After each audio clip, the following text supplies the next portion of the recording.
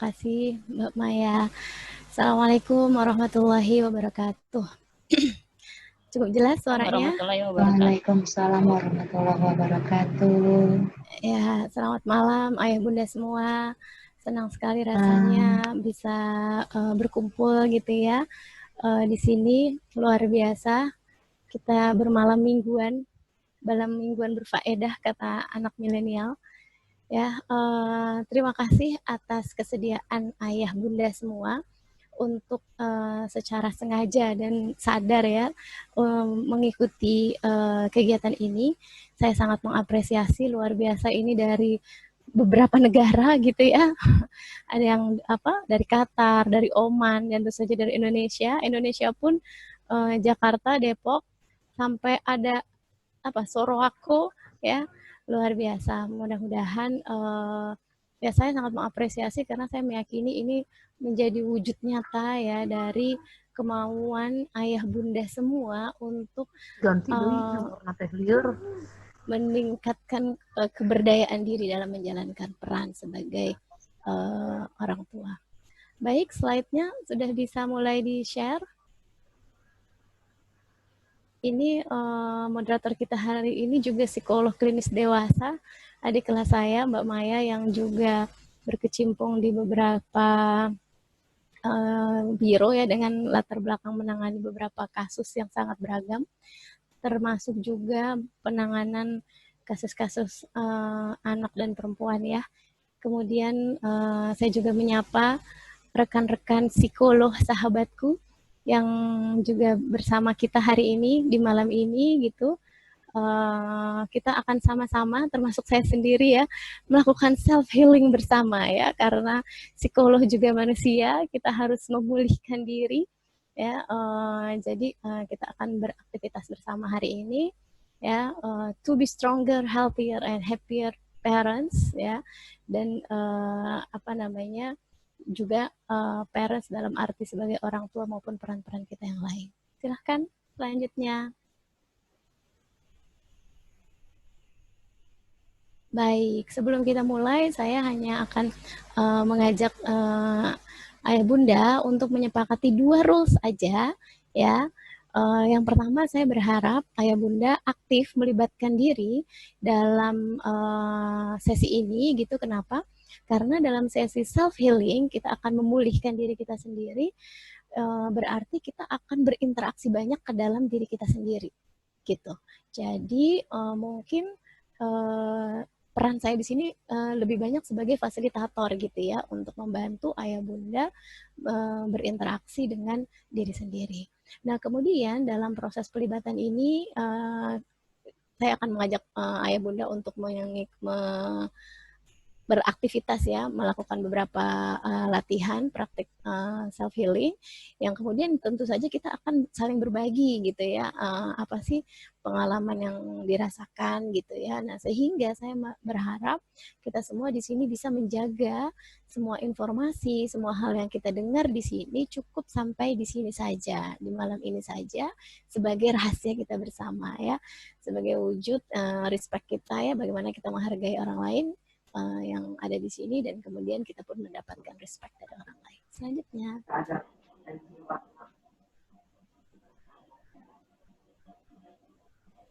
Lanjut.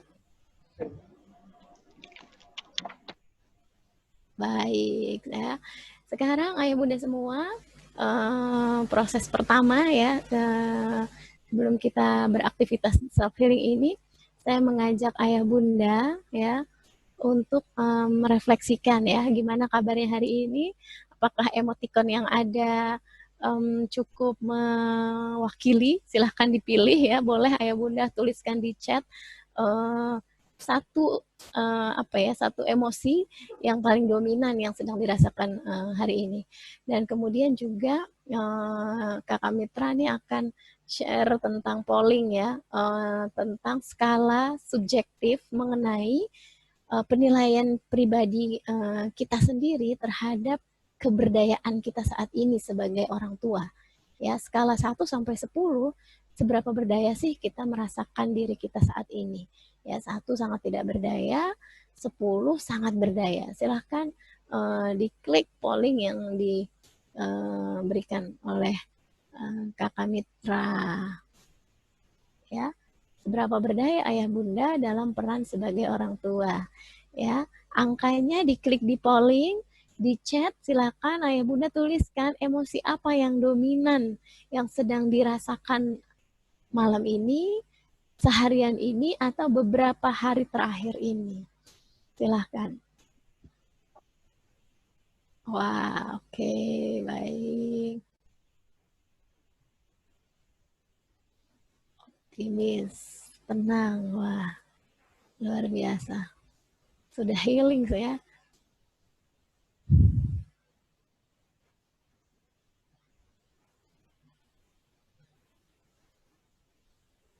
Tenang, optimis. Baik. Kalau belum punya anak bagaimana? Nggak apa-apa, berarti calon ayah bunda.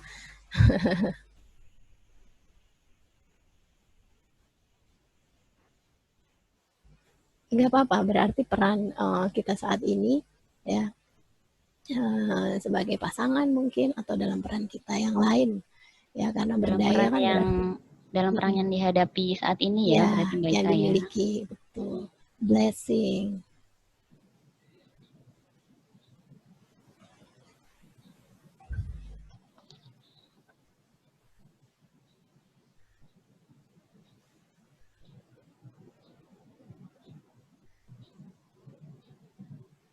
Sudah semua ini ya. Ternyata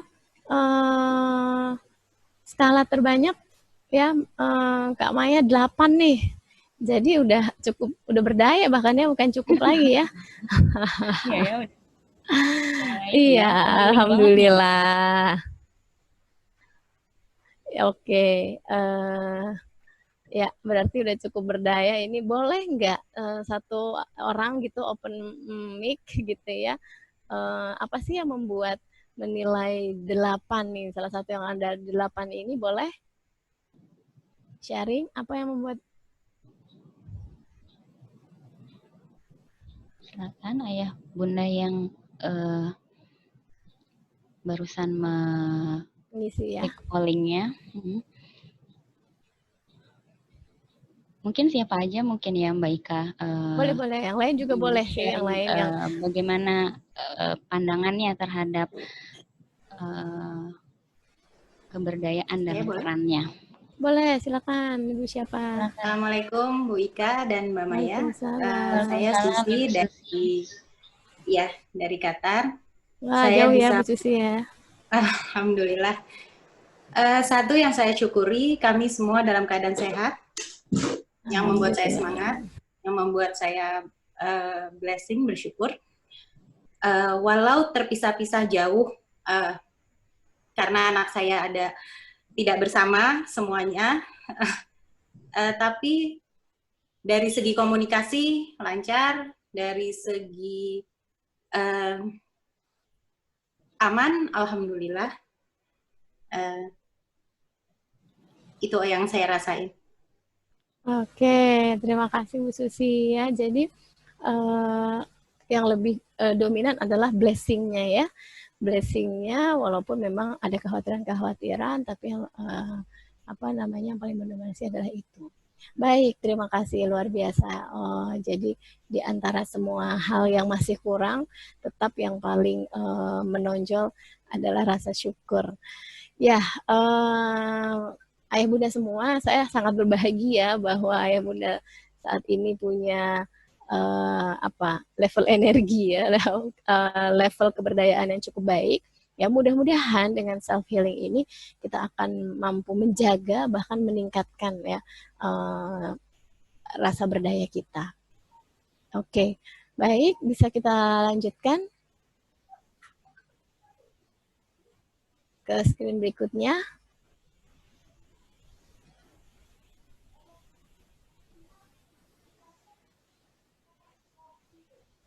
Ya, baik. Sambil menunggu, di sini ada yang juga emosinya secara umum hari ini adalah lelah, ya, dakdikduk, gitu ya.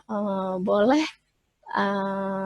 satu orang lagi berbagi tentang apa nih yang Minta dirasakan. kalau tapi nanti untuk psikotes mungkin mending ke situ.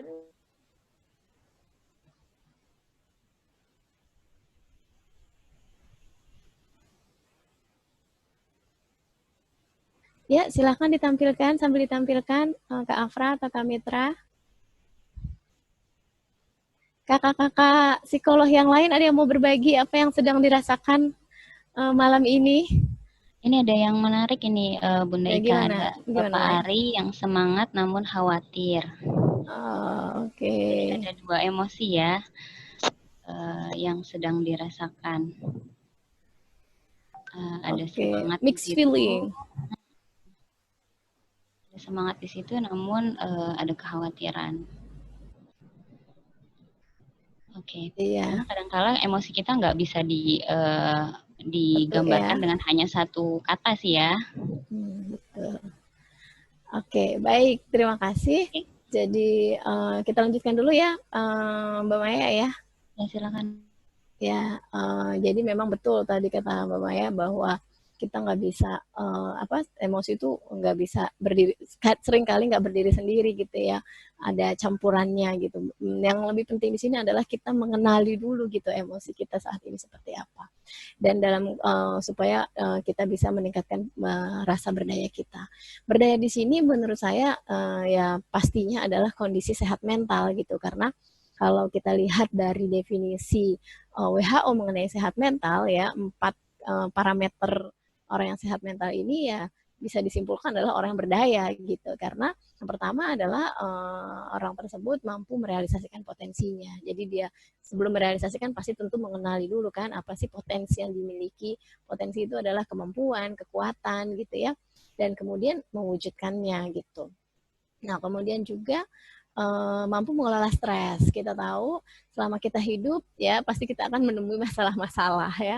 Dan stres itu sendiri adalah kondisi di mana ada gap, ada ketimpangan antara apa yang kita harapkan, apa yang kita rencanakan dengan apa yang realisasi yang ada gitu ya. Dan kita tahu bahwa semua yang kita harus jalani nggak selamanya sesuai dengan apa yang kita inginkan. Dan di situ mungkin muncul ya perasaan-perasaan tidak berdaya, stres dan seterusnya yang perlu kita atasi. Jadi stresnya di bawah, kita di atasnya gitu ya, sehingga kita nggak larut di situ. Kemudian parameter ketiga adalah produktif ya, ini kan berdaya banget ya, orang yang sehat mental adalah yang bisa menjalani perannya secara produktif, menjalankan tugas-tugasnya, memenuhi kewajiban-kewajibannya gitu ya, ada output yang dilakukan. Dan yang keempat adalah kontributif ya, yang juga memberikan manfaat atau kontribusi pada sekitar ya. Jadi orang tua yang berdaya ya tentu saja manfaat pertama bagi keluarganya dan juga orang-orang di sekitar keluarganya. Baik, ini adalah frame besarnya gitu, bahwa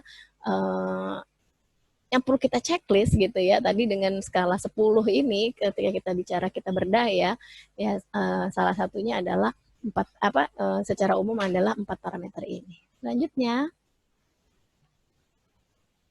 Oke, dan di malam ini ketika kita bicara tentang self healing, kita akan bicara tentang bagaimana kita akan mengoptimalkan kemampuan yang ada dari dalam diri kita ya, untuk memulihkan diri ya, memulihkan luka batin, memulihkan keadaan psikologis gitu ya, yang kemudian mampu meningkatkan kesehatan mental kita gitu. Jadi seperti mekanisme yang sudah diciptakan ya oleh sang pencipta gitu, bahwa tubuh kita ini sebenarnya juga sudah di-create untuk mampu mengobati diri sendiri gitu ya. Kalau dianalogikan seperti kita terluka secara fisik dan mengeluarkan darah gitu ya, ada mekanisme di dalam tubuh yang memungkinkan terjadinya pembekuan darah ya, kecuali terjadi pendarahannya sangat besar gitu ya, bleeding, sehingga kita membutuhkan intervensi dari luar ya, bantuan profesional untuk menghentikan itu. Dalam konteks luka batin, masalah psikologis ya, luka-luka dalam secara mental pun seperti itu. Kita pun diciptakan gitu ya dengan kemampuan untuk memulihkan kondisi mental kita gitu. Walaupun ada kondisi-kondisi yang memang terlalu besar ya di luar kesanggupan kita, maka kita membutuhkan bantuan profesional. Jadi pada malam hari ini kita akan sama-sama berbagi dan mempraktekkan gitu ya teknik-teknik yang bisa mengoptimalkan kemampuan memulihkan ini yang muncul dari dalam diri sendiri, yang kita lakukan sendiri, ya, sehingga kemudian dalam proses self healing yang kita lakukan adalah kita berinteraksi ke dalam diri kita, ya, kita mencoba mengamati diri kita sendiri, ya, jadi proses intrapersonal yang akan kita kuatkan gitu. Disinilah butuh keterlibatan ayah bunda semua gitu untuk mencobanya. Nah, kenapa sih self healing ini penting gitu ya? Kalau dalam ruang konseling ya saya sering menemukan bahwa tadi kalau Mbak Maya cerita ya, ketika kita nyaman maka kita akan bisa melakukan peran kita dengan nyaman dan berdaya dan memberikan kenyamanan gitu. Dan dalam ruang konseling ketika diceritakan sebuah kondisi-kondisi yang membuat tidak nyaman, secara langsung gitu ya, nggak pakai tidak langsung lagi, secara langsung itu akan mempengaruhi kenyamanan kita dalam melakukan tugas-tugas kita gitu ya. Akhirnya tadi misalnya salah satunya jadi nggak produktif, dan yang kedua juga mempengaruhi kenyamanan orang-orang di sekitar kita. Ya, termasuk misalnya ayah bunda ya mempengaruhi suasana nyaman di rumah, mempengaruhi suasana nyaman atau bahkan ketika menjalankan peran ya, ketika bekerja misalnya, ketika menjalankan peran-peran di rumah, peran-peran domestik, maupun juga mempengaruhi kenyamanan anak-anak dalam menjalankan peran-perannya gitu.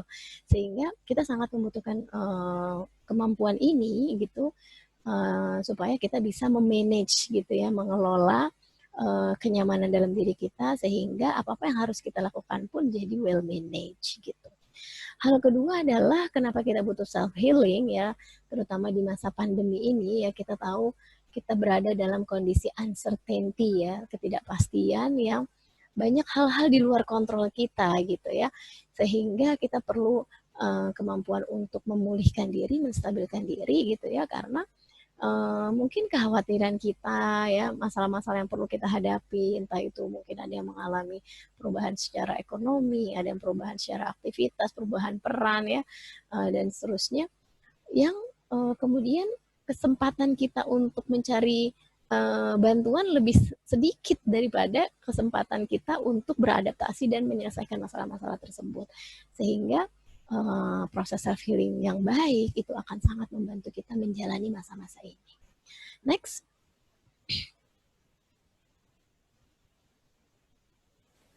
Oke, nah ketika kita bicara self healing ya, kita harus memulihkan diri dari virus-virus yang merusak kesehatan mental. Ya, saya menyebutnya virus tak berdaya. Ya, kalau virusnya jadi nggak berdaya sih bagus ya, tapi ini virus yang membuat kita tidak berdaya menjalankan peran kita. Dari mana sih virus ini berasal ya? Pertama, tentu saja bisa dari masa lalu ya, masa lalu yang terus disesali gitu ya, yang ya terus kita ingat gitu ya, masa lalu yang pahit gitu, entah itu pengalaman traumatik dan seterusnya. Selama itu masih kita sesali atau masih mengikuti kita hingga saat ini, maka kita akan menjadi terluka. Nah, tapi ayah bunda semua, virus itu nggak cuma ada dari masa lalu loh. Di masa sekarang pun kita bisa berpotensi untuk terluka dan menjadi tidak sehat mental ketika apa yang ada saat ini, masa kini yang sedang kita jalani, selalu tidak memuaskan diri kita. Gitu. Ya. Dan kemudian virus itu juga bisa berasal dari masa depan ya, ketika apa yang belum terjadi di depan sana sudah terlalu kita khawatirkan. Gitu. Ya, let's say misalnya kita ambil isu tentang anak ya. Mungkin ada sebagian dari diri kita yang belum dikaruniai anak ya, dan kemudian kita menyesali tentang masa lalu. Kenapa ya saya dulu nggak gini? Kenapa ya saya dulu sempat ini dan seterusnya? Akhirnya kita menyesali kondisi tersebut. Tapi ketika pun sudah diberikan anugerah amanah seorang anak gitu ya, bisa saja virus tak berdaya sebagai orang tua ini tetap ada gitu. Karena kita mungkin merasa anak kita kurang oke gitu. Kok anak saya nggak segemuk anaknya si ini gitu. Kok anak saya nggak sepintar dan seterusnya dan seterusnya. Masa kini yang kita punya saat ini tidak terlalu memuaskan kita.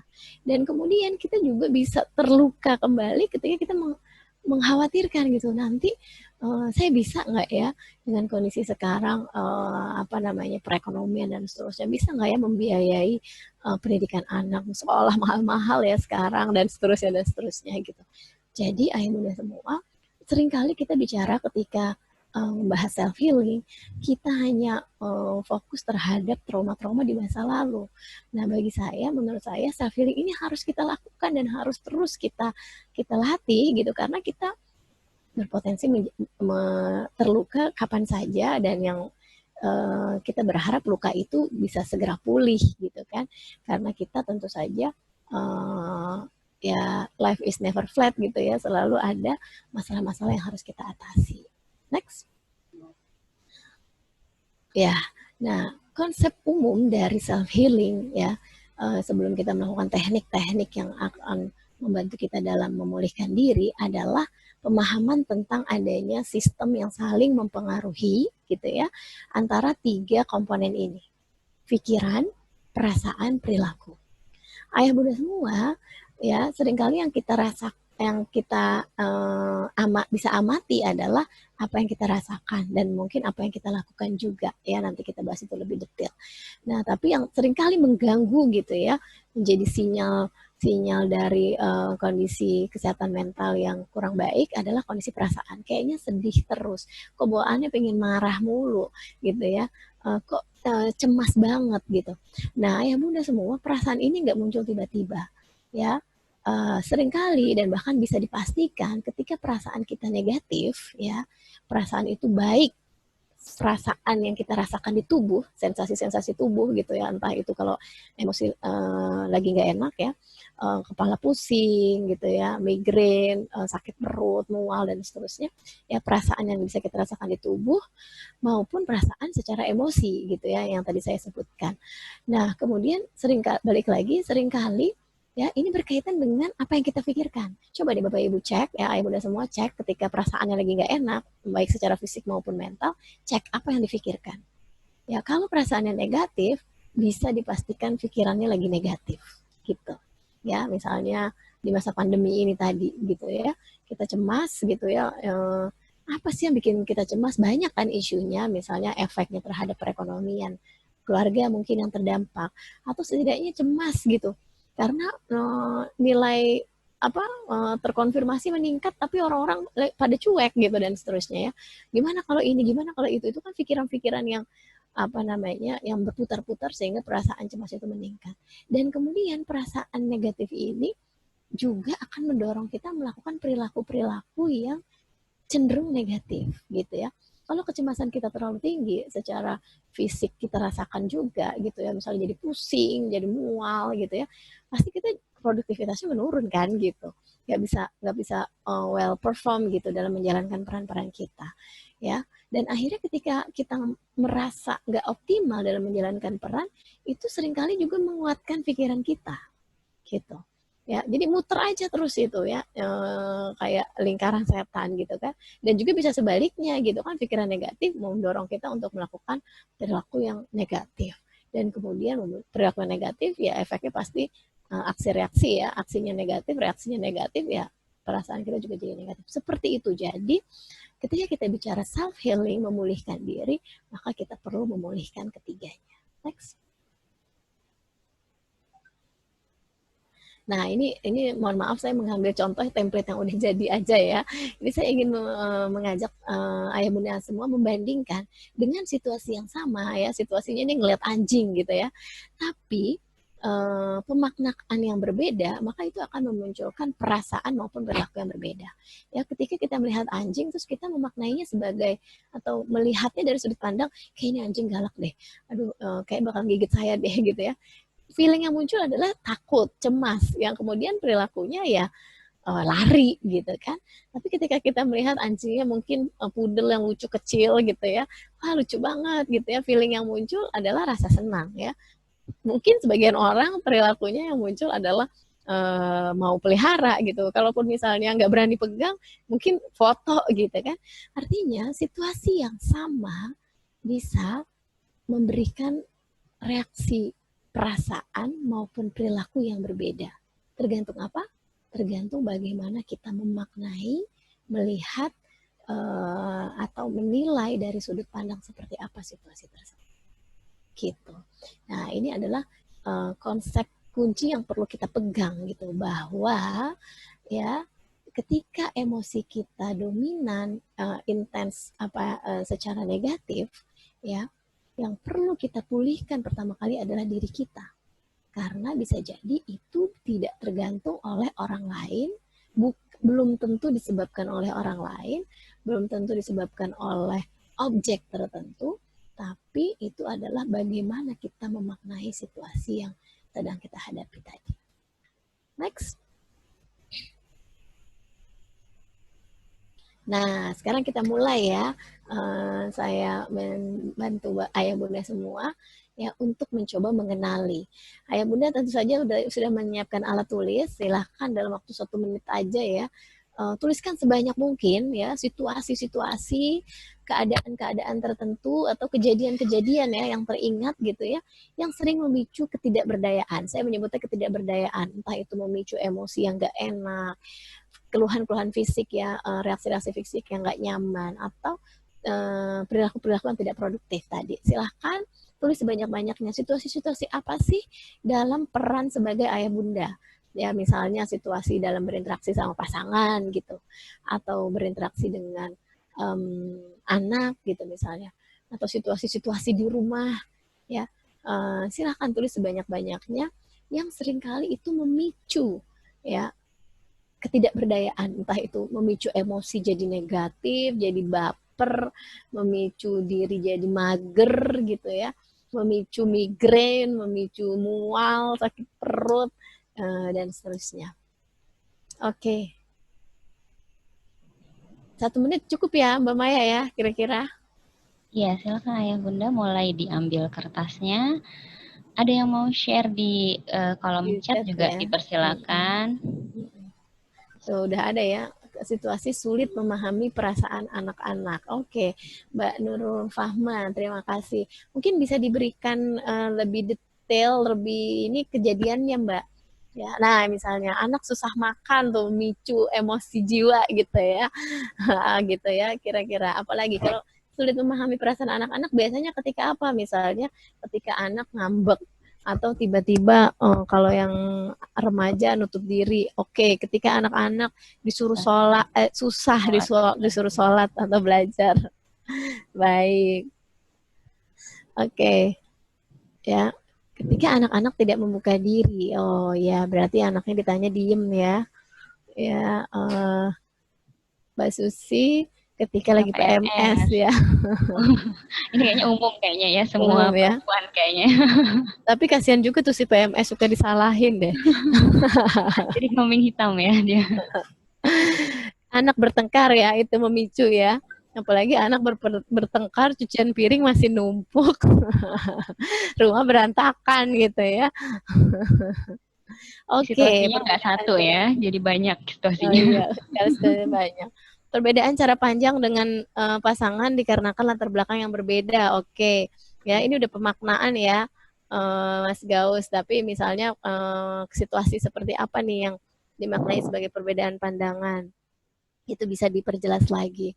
Ketika anak pertama minta cari perhatian, sedangkan ortu ada kewajiban lain, iya betul ya. Jadi berebutan orang tuanya ya, gitu. Ketika baik, terima kasih. Dilanjutkan saja. Ini adalah apa namanya tadi ya, interaksi ayah bunda terhadap diri sendiri. Tuliskan situasinya secara lebih detail ya. Ketika tadi misalnya perbedaan dengan pasangan seperti apa misalnya ya, masalah jam tidur gitu misalnya, atau apa masalah naruh baju berantakan gitu misalnya, ngelihat baju berantakan misalnya apa gitu ya, yang kejadian-kejadian atau situasi-situasi yang memicu. Ya nih anak asyik dan dengan gadget ya, nonton yang tidak berfaedah langsung tertrigger ya. Baik, bisa dilanjutkan share screen-nya. nanti kita akan ini kan ya, apa yang harus kita lakukan nih dengan brainstorming ini ya. Ini adalah proses awal ayah bunda menyadari ya, menyadari dalam konteks menyadari ini adalah mengenali pemicu-pemicu yang berpotensi nih mengganggu kesehatan mental atau keberdayaan. Silahkan Kak Afra dilanjutkan. Ya, setelah kita tulis, nah sekarang kita kenali polanya. Tadi kita lihat ya segitiganya seperti tadi. Nah ini saya ambil contoh. Ini sekalian curcol ya. Ini kisah nyata ini. Kalau saya mudah tertrigger kalau anak bicaranya dengan intonasi keras gitu. Kemudian muncul tuh di pikiran saya, kok nggak sopan ya, gitu. Ini termasuk kasar gitu kan.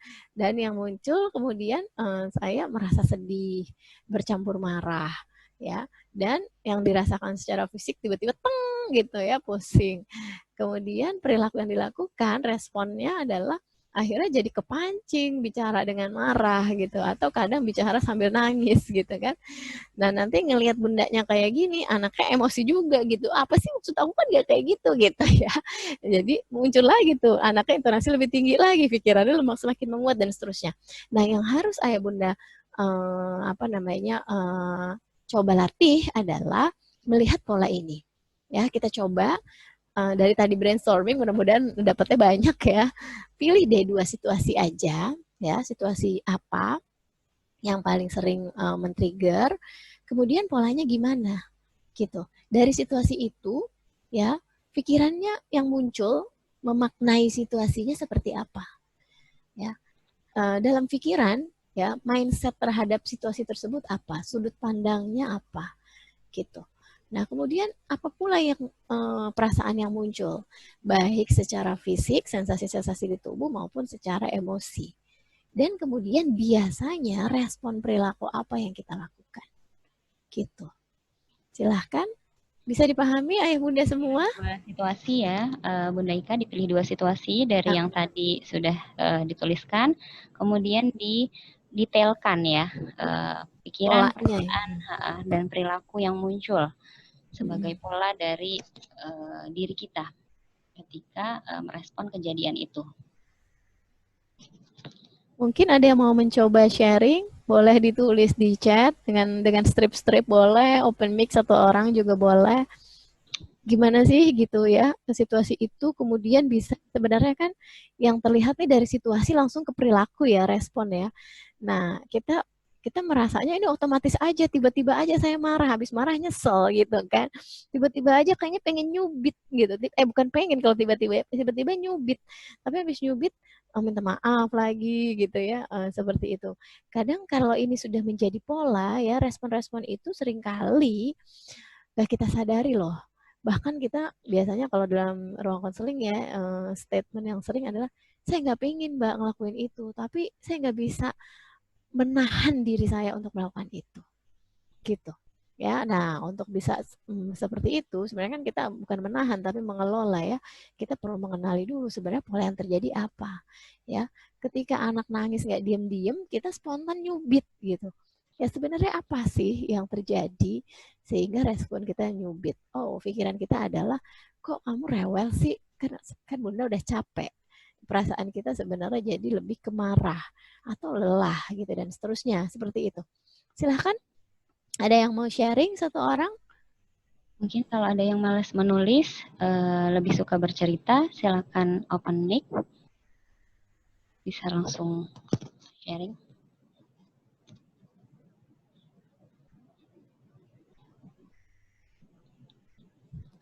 Ini sehingga kita dapat feedback ya, kira-kira bisa dipahami apa enggak nih? Oke. Oh ini ada. Ini bagus nih dari Mbak Indri. Anak-anak berantem. Nah, pikiran yang muncul adalah anak-anak nih sulit diatur, nggak berperilaku baik ya, nggak sesuai standar kita gitu Mbak Indri ya. Kemudian perasaan kita marah, campur kesal. Dan kemudian perilaku kita adalah bicara keras, mata melotot gitu. Nah nanti kalau ini dilanjutkan nih, perilaku kita bicara keras, mata melotot, anak-anaknya berantemnya diem nggak ya gitu. Ya bisa sih diem ya, tapi setelah itu ya berantem lagi karena dia nggak dapet poinnya, kenapa harus berhenti gitu kan. Ya seperti itu. Kemudian dari Mas Halid ya, situasinya kelelahan, pikirannya kayaknya nggak bisa selesai deh semua pekerjaan rumah tangga ini. Nah, muncul sensasinya adalah lemas, migrain gitu ya. Nah, akhirnya jadi marah-marah, nggak sabar ya, maksudnya tidak sabar, intonasi suara meninggi. Oke, dari Mas Erwin ya, situasi ketika melihat remaja ABK tidak ada progres, pikirannya, aduh gimana nanti masa depannya, akhirnya memunculkan perasaan pusing, ya perilakunya justru kita marah sama remaja ABK yang nggak ngerti-ngerti ini, gitu. Oke, nah kita bisa mengenali pola ini ya. Nanti tinggal dilanjutkan nih buat Mbak Vina, Mbak Besti ya. Dari situasi-situasi ini polanya seperti apa ya. Oke ya, suami tidak kooperatif, pikirannya kayaknya saya paling menderita deh, harus ngerjain semuanya sendiri gitu ya. Terus nanti kalau dilanjutin perasaannya nelongso gitu ya, dan seterusnya. Baik, menarik ya untuk kita memahami diri kita lebih dalam gitu, bahwa ternyata ada sebuah proses yang terjadi yang ketika kita biarkan dia akan menjadi pola yang berulang-ulang gitu. Nah, seperti yang tadi disampaikan bahwa situasi yang sama bisa loh memunculkan perasaan dan perilaku yang berbeda ya, asalkan ya cara kita memaknainya di pikiran kita juga berbeda. Nah, itu challenge-nya di situ. Oke? Ya, sebagai contoh misalnya saya contoh yang terdekat aja ya. Apa nih? Anak nggak mau makan, perasaan kesal, aku saya tinggalin, nanti juga kalau lapar minta makan. Ya cukup ini sih ya, cukup gak terpancing ya. Nah, tapi ini pikirannya dulu nih, anak nggak mau makan, pikiran kita nanti kalau sakit gimana? Nanti kalau dia stunting gimana gitu ya misalnya. Nah, kemudian perasaan kita jadi, tapi kalau perasaan itu cemas yang muncul ya kalau pikirannya kayak gitu. Tapi kalau kesal, misalnya ini nggak menghargai banget sih, udah disusah-susah dimasakin kayak gitu kan. Perasaannya jadi kesal, dan terus perilakunya jadi udah bodoh amat kan sebenarnya gitu ya. Seperti itu. Nah, gimana caranya supaya perilakunya lebih berdaya gitu? Jadi nggak bodoh amat kalau anaknya asik main terus dia walaupun lapar lupa gitu kan, nggak makan jadinya. Nah, maka kita perlu ngecek pikiran kita, ada nggak sih pikiran yang lebih memberdayakan gitu ya. Dan dari pikiran yang membuat kita lebih, makna yang membuat kita lebih berdaya, makna yang lebih positif ya, mindset yang lebih positif, sehingga perasaan kita jadi lebih, mungkin nggak langsung positif, lebih netral ya, dan perilakunya jadi lebih adaptif gitu ya. Next, nanti kita uji cobakan lagi. Silakan nanti ayah bunda bisa melakukan penelusuran pola ini. Oke, nah jadi ketika poinnya adalah bagaimana kita memaknai, bagaimana mindset kita terhadap situasi itu adanya dalam pikiran, kita perlu memahami nih jebakan-jebakan ya, thinking traps yang sering muncul dalam pikiran kita. Ya, ada yang juga mengistilahkan sesat pikir gitu ya. Jebakan pertama adalah generalisasi. Seringkali kita menggeneralisasi. Anak misalnya berantem tadi ya, sulit diatur gitu kan, bukan anak baik gitu. Padahal ya mungkin dia habis bantuin cuci piring gitu, dia habis bantuin beresin mainannya kan juga bisa diatur, baik juga gitu kan. Seperti itu contoh generalisasi yang akhirnya menjadi jebakan kita untuk menyimpulkan secara umum. Ya, kemudian pikiran harus ya atau should thinking. Jadi seringkali kita mengharuskan banyak hal dalam diri kita. Seorang ibu yang baik, dia nggak boleh tidur siang gitu misalnya ya. Dan seterusnya. Atau misalnya seorang ayah yang baik, jangan pernah marah sama sekali apapun yang terjadi. Misalnya kan nggak tepat juga mungkin ya kalau ada kesalahan yang harus diluruskan. Ya, marah beda ya sama marah-marah. Kemudian jebakan berikutnya adalah semua atau tidak sama sekali, all or none gitu. Jadi sekali kita merasa gagal, kita merasa nggak akan pernah berhasil gitu ya. Atau kalau nggak bisa ngerjain semuanya, ya udah nggak usah dikerjain deh gitu kan.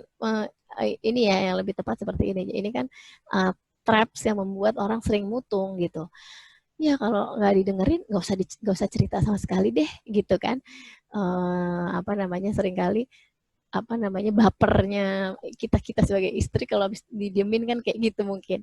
Nah kemudian pikiran tidak berdaya tadi ya, merasa diri menjadi korban, saya nggak bisa apa-apa gitu, apa namanya, ya suami saya kayak gini, saya bisa apa gitu kan ya, merasa tidak ada hal yang sama sekali bisa dilakukan dalam area kendalinya gitu ya.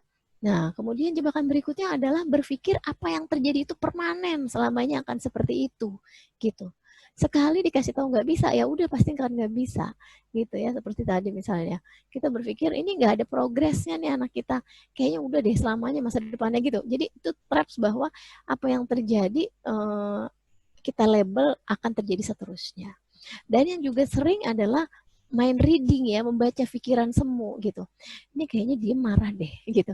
Ini anak tutup pintunya kenceng banget, kayaknya lagi ngambek gitu. Padahal mungkin kena angin gitu bisa kan, ya seperti itu. Nah, ketika tadi kita sudah mengenali pola ya, dan kita tahu bahwa sumbernya ini ada di bagaimana kita, bagaimana pikiran kita, bagaimana kita menilai situasi, memaknai, sudut pandang tadi, kita cek ada nggak sih yang jebakan-jebakan pikiran ini gitu kan. Tadi kan seperti pemaknaannya itu kan kayak misalnya apa namanya, anak nggak bisa diatur, anak nanti masa depannya seperti apa ya, dan seterusnya itulah ya. Nah itu kita bisa lihat gitu.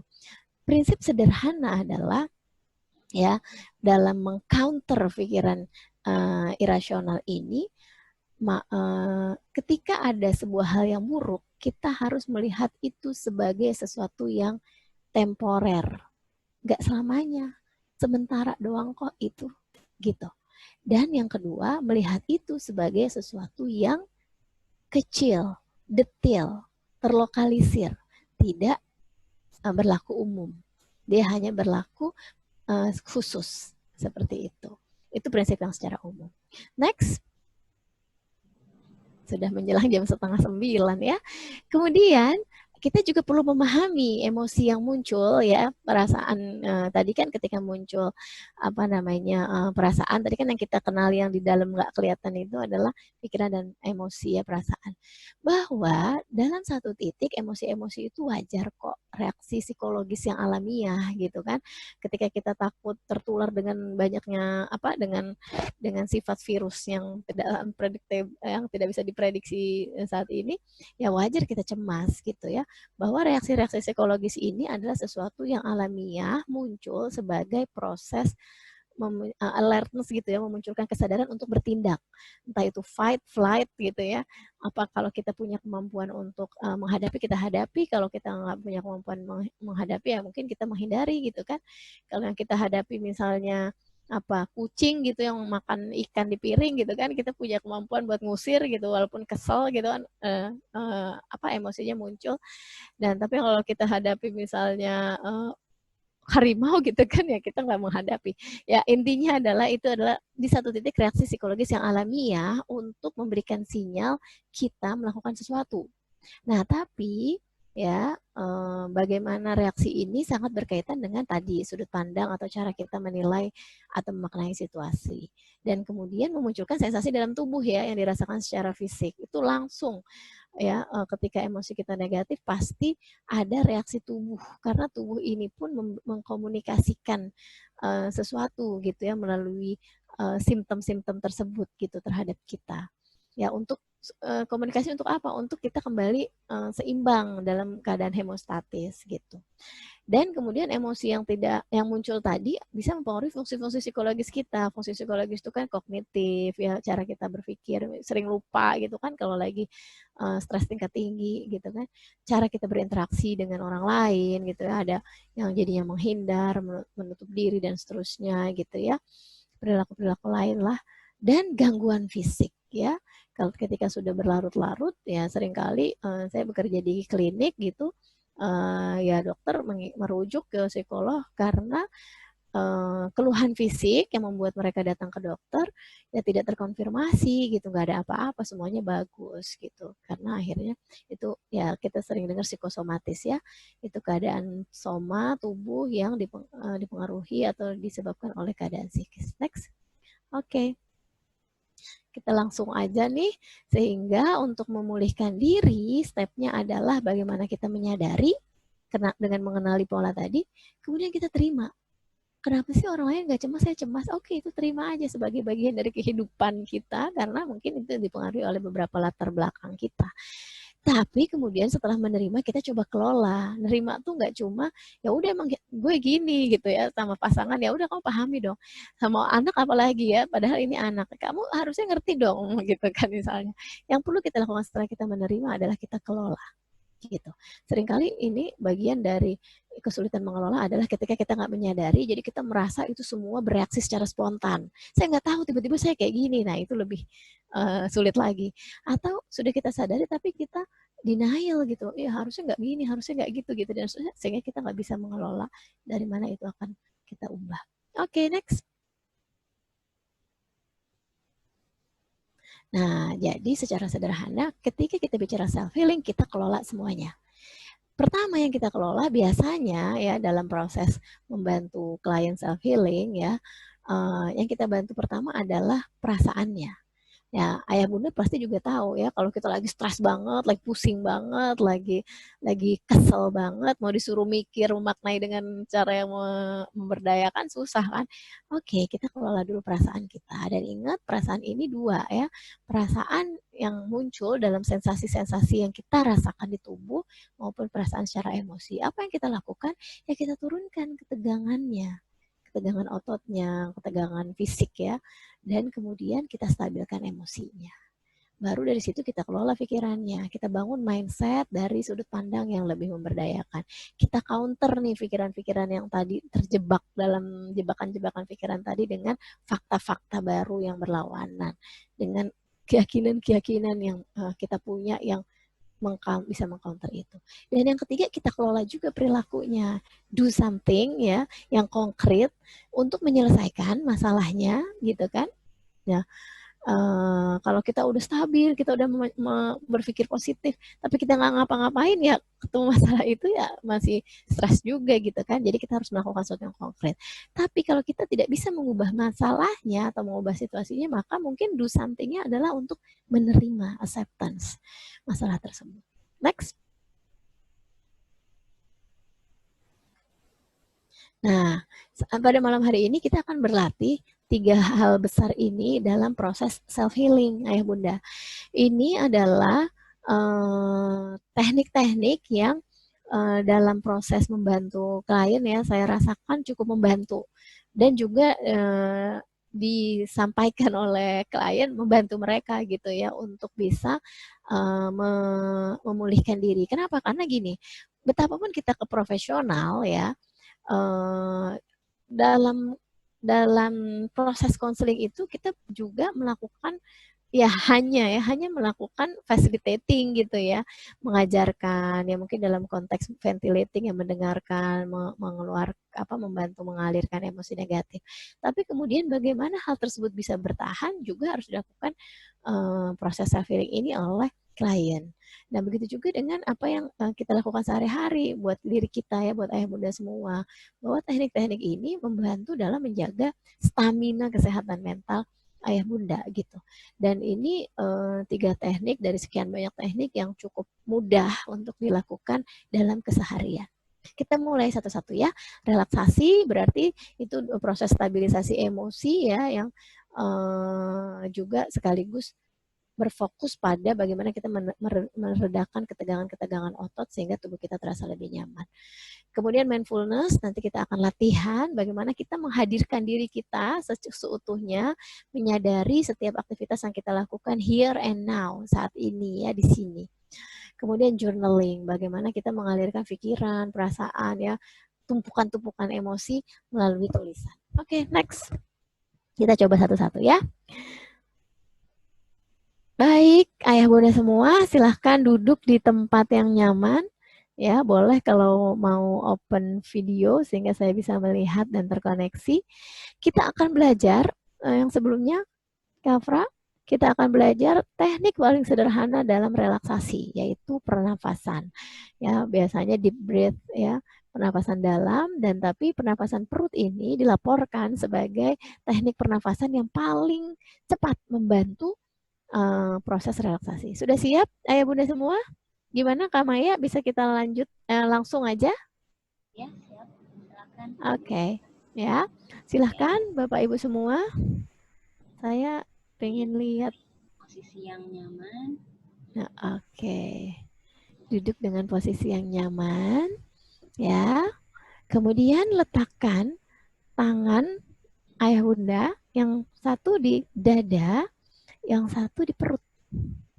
Ya, kita akan melakukan pernapasan perut dan lakukan pernapasan secara perlahan dengan cara ketika menarik nafas, kembungkan perutnya. Gak usah yang nyaman aja, gak usah terlalu dipaksa. Kemudian tahan sebentar dan kempiskan perut saat mengeluarkan nafas. Atau kembali seperti posisi semula. Ya, kita coba dengan hitungan. Tarik nafas dalam 4 hitungan. Sambil kembungkan perutnya, tahan dalam 4 hitungan. Hembuskan perlahan-lahan. Oke, kita ulangi lagi.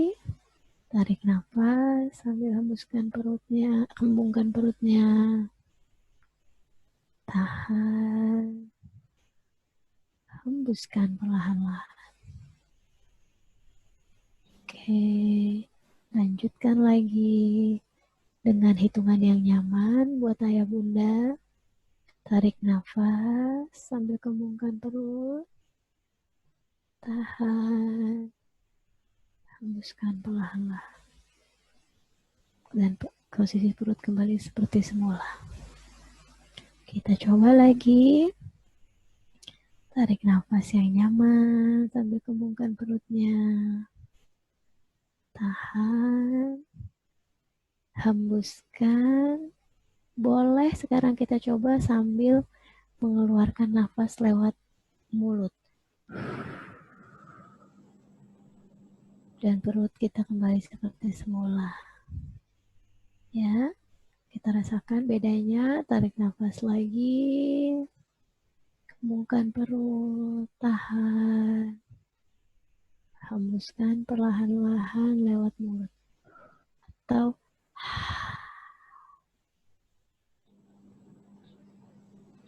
sekali lagi. Oke. Ya. Apa yang dirasakan ayah bunda semua dalam proses pernafasan perut ini? Boleh. Ayah bunda mungkin ada yang ingin sharing dari praktek tadi. Ada feel yang berbeda. Apa yang dirasakan, apa yang muncul? Di ayah Tino Gaus. Atau masih jadi relax dan ngantuk. Oke, jadi relax dan ngantuk, betul.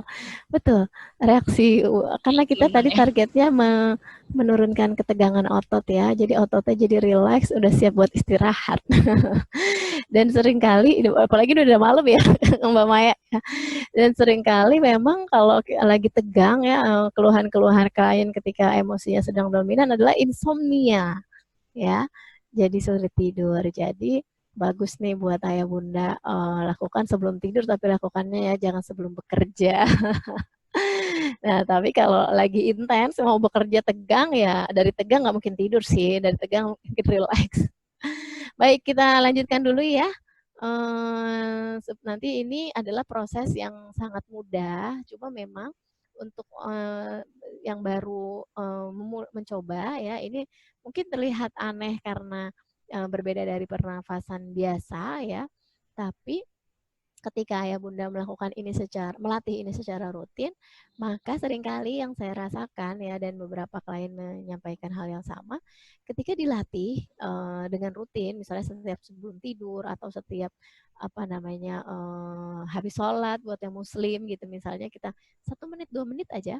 Nah nanti ketika kita lagi tegang atau emosi kita lagi intens di spot manapun ya, ketika kita pegang perut itu jadi merecall, memanggil kembali pengalaman rileks tadi gitu ya. Jadi inilah perlunya melatih ini, seperti kita menginstall ya, karena kan kita menginstall pola baru gitu, sehingga kita gampang nanti manggilnya ketika kita membutuhkan. Oke, next kita lanjut teknik kedua. Oke, Ayah Bunda silahkan siapkan kertasnya dan alat menggambar dan mewarnainya. Sudah disiapkan ya. Nah, apa yang perlu dilakukan ya hari ini, kita akan menggambar ya sebuah tempat yang kita bayangkan. Di tempat itu ketika kita berada di sana, kita akan merasa tenang. Kita akan merasa sangat nyaman, pun termasuk kita merasa aman ada di tempat tersebut. Uniknya, Ayah Bunda, tempat ini boleh sebuah tempat yang nyata, yang real, yang pernah dikunjungi, atau tempat yang belum pernah dikunjungin, yang ingin dikunjungi. Kayaknya sholat di Hagia Sophia tenang deh misalnya gitu ya. Ataupun tempat yang hanya ada di imajinasi kita. Tempat paling tenang itu di tiduran di atas awan misalnya. Silahkan ya, bebas ya, gak ada aturan. Yang perlu dilakukan, pikirkanlah, kemudian gambarkan sedetail mungkin tempat tersebut. Kalau nggak jago gambar gimana nih Bunda Ika? Oke, yang nggak jago gambar, teman-teman boleh menggambar simbol-simbolnya aja. Di mana simbol itu mengingatkan Ayah Bunda terhadap tempat yang tadi memberikan ketenangan, keamanan, dan kenyamanan. Silahkan. Jadi bukan bagus atau tidaknya ya, tapi bagaimana Ayah Bunda bisa menyalurkannya dan create kenyamanan untuk Ayah Bunda sendiri. Boleh dibantu, ada latar belakang musik yang mungkin bisa memudahkan berekspresi. Silahkan gambarkan dengan detail. Saya sambil melakukan ya, sebuah tempat yang terasa memberikan ketenangan. Ayah Bunda bisa membayangkan ketika Ayah Bunda berada di situ, maka terasa sangat tenang, sangat nyaman, dan juga aman.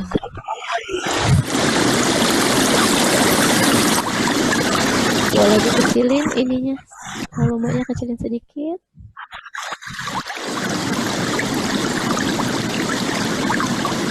Ya, rasakan ketika Ayah Bunda berada dalam tempat tersebut,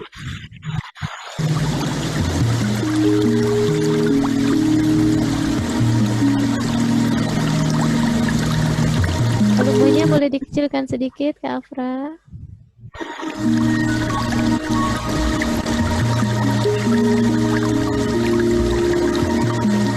Dikecilkan lagi, sedikit lagi. Ya, cukup.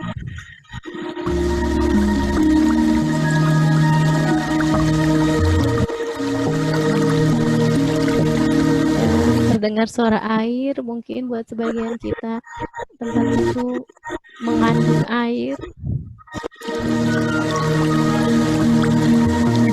Boleh dikecilin lagi soundnya, sedikit aja untuk jadi background.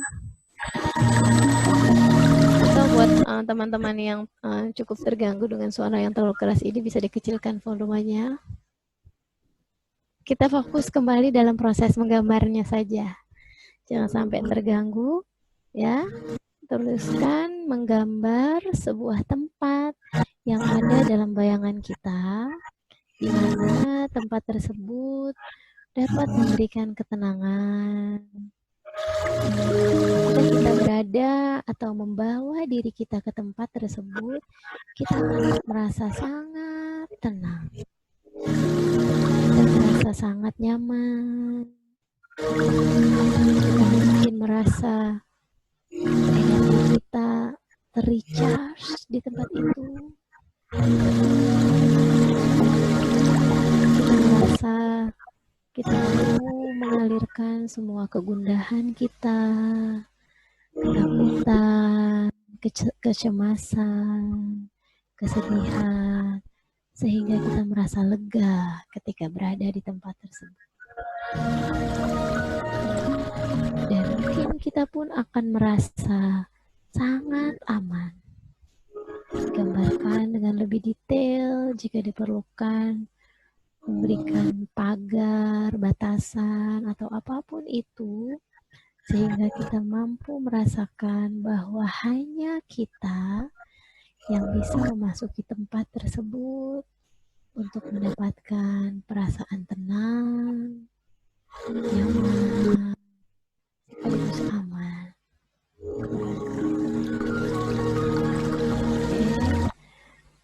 Berikan warna-warna yang mewakili dari tempat tersebut sehingga memperkuat rasa tenang, aman, dan nyaman.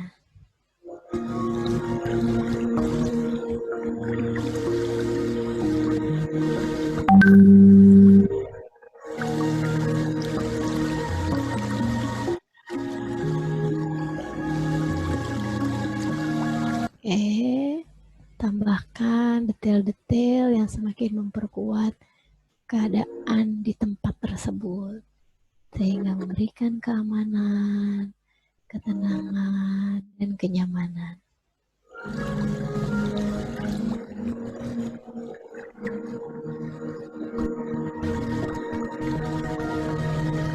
Oke, kita sudahi dulu ya, nanti diteruskan lagi detailnya. Boleh nggak dikasih lihat sebagian gambarnya?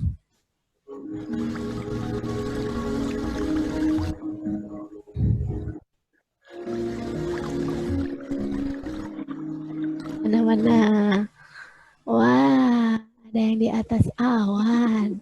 Oh, gambarnya, gambar masjid. Ada yang pulang kampung kayaknya nih ya. Ada rumahnya, ada pohon-pohonnya. Boleh berbagi ayah bunda 1-2 orang apa yang digambar dan bagaimana bisa merasakan kenyamanan, ketenangan, keamanan. Saya gambarnya kertasnya kecil. Shoo. Sama ya, masjid sama ada sajadahnya.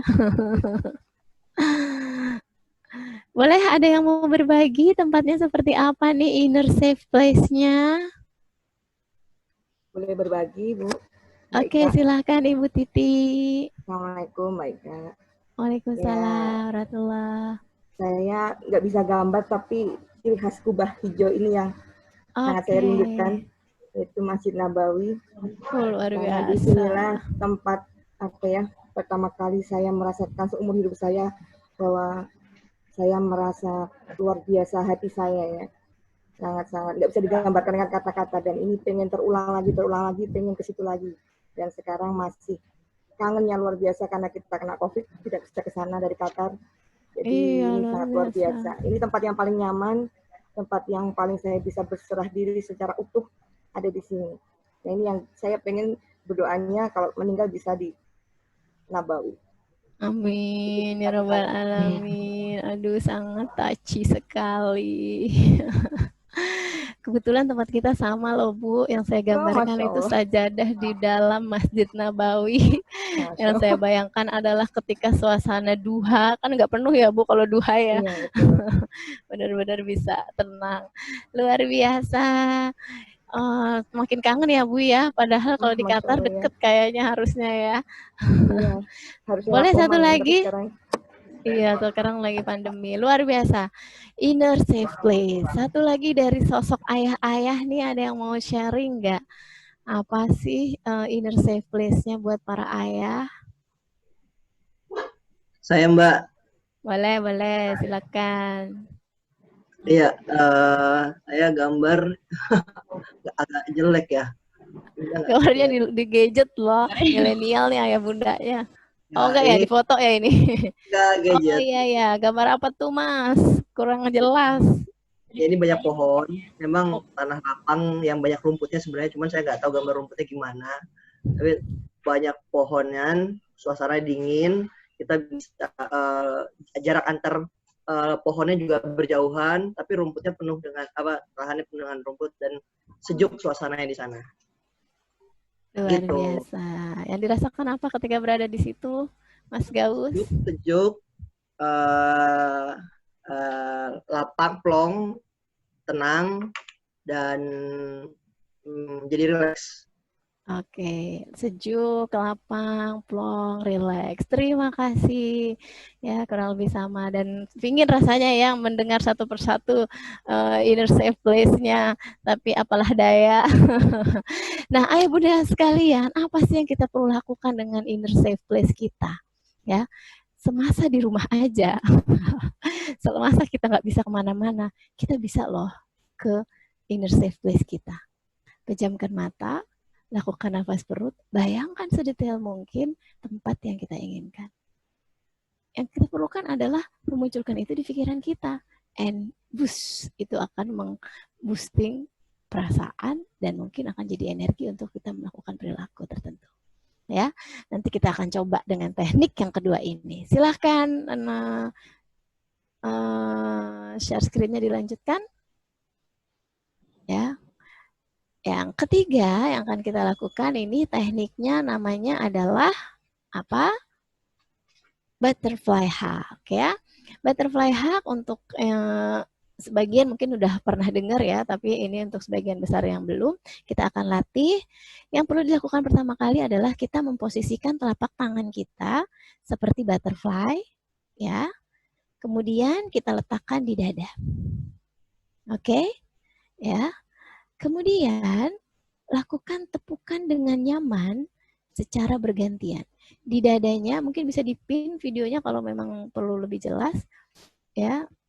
Di dadanya ke arah atas ya, jangan ke arah samping nanti sakit ininya. Posisinya yang nyaman, kemudian lakukan tepukan dengan nyaman. Oke, jangan terlalu pelan sehingga kita nggak bisa merasakan, tapi juga jangan terlalu keras sehingga menyakiti dada kita. Lakukan tepukan ini bergantian dengan nyaman, bergantian sambil kita merasakan sensasi yang muncul pada tepukan ini. Buat ayah bunda yang sudah terbiasa pernapasan perut, boleh dan akan lebih baik bernafas dengan pernapasan perut. Tapi kalau yang belum terbiasa, cukup bernapas dengan nyaman karena fokus kita adalah melalui tepukan butterfly hug ini. Oke, kemudian sambil kita melakukan tepukan butterfly hug, ayah bunda boleh tutup mata supaya lebih fokus dengan sensasi yang muncul. Dan bayangkan satu pengalaman positif saat melakukan butterfly hug ini. Pilih deh satu kejadian yang itu sangat menyenangkan untuk kita. Satu kejadian atau peristiwa yang membanggakan mungkin. Ya. Atau satu kejadian yang dimana kita merasa melakukan sebuah kebaikan. Rasakan itu sambil kita menepukkan perasaan positif tersebut melalui butterfly hug. Atau silahkan bayangkan kembali gambar inner safe place yang tadi sudah dibuat oleh ayah bunda. Rasakan ayah bunda berada di tempat tersebut dan merasakan ketenangan, kelegaan, kenyamanan. Atau kalaupun itu terasa sulit untuk dibayangkan, cukup ayah bunda lakukan senyuman. Tersenyumlah, tarik nafas yang nyaman, tersenyum, dan rasakan sensasi senyum itu dalam tarikan otot di wajah sambil melakukan pernapasan. Rasakan kenyamanan dari senyum tersebut dalam sensasi ringan di tubuh. Lakukan butterfly hug sambil merasakan bahwa tepukan ini adalah tepukan yang menguatkan. Sama seperti ketika kita sedang sedih, ada sosok yang menenangkan dengan tepukannya. Atau rasakan tepukan ini sebagai pelukan yang menenangkan. Ya, oke. Coba untuk beberapa yang masih merasakan kejanggalan, biarkan saja tubuh kita merasakan sensasi dari tepukan yang kita rasakan. Kita bisa memaknai tepukan sebagai tepukan penguatan atau pelukan kehangatan untuk memberikan ketenangan dan kenyamanan. Relax, nyaman. Sambil mungkin kita bisa memberikan kalimat positif pada diri kita. Relax, nyaman, ya, atau semua baik-baik saja, saya bisa mengatasinya, apapun itu. Oke, perlahan-lahan kita akhiri latihan ini, dan mari kita kembali berada dalam sesi ini dengan perasaan lebih nyaman. Oke. Ada yang ingin berbagi apa yang dirasakan selama melakukan praktik ini? Satu orang aja boleh.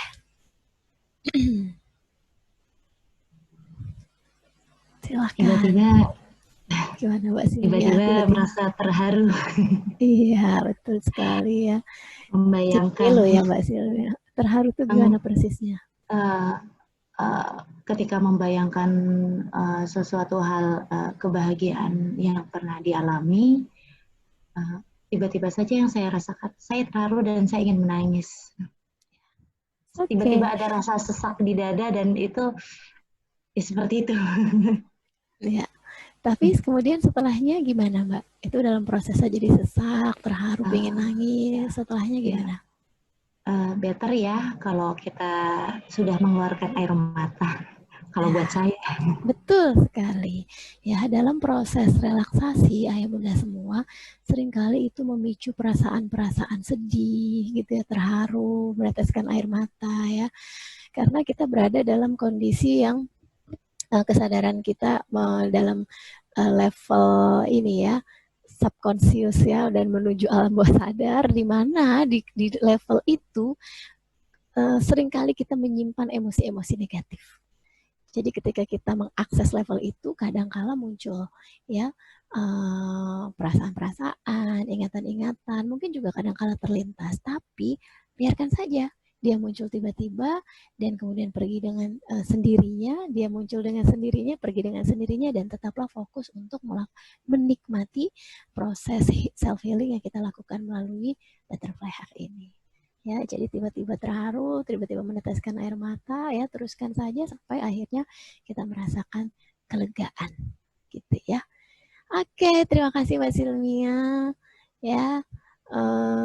Selanjutnya masih bertahan ayah bunda semua, kita udah jam 9 ini. Jangan-jangan ini pengantar tidur yang baik ya. Di akhir sesi semuanya menutup mata untuk tertidur nih kayaknya Mbak Maya nih. Mbak Ika, ini ada pertanyaan. Nah, gimana? Dari Ayah Tino Gaus, untuk laki-laki bagaimana mengekspresikan kelegaan? Ya, maksudnya jadi kalau nangis nggak boleh gitu, Mas Gaus.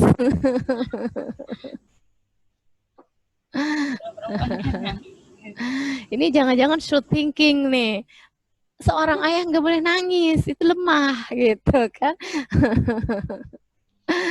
Ya, silakan para ayah yang lain mungkin untuk berbagi bagaimana mengekspresikan kelegaan. Ya. Tidak terbiasa.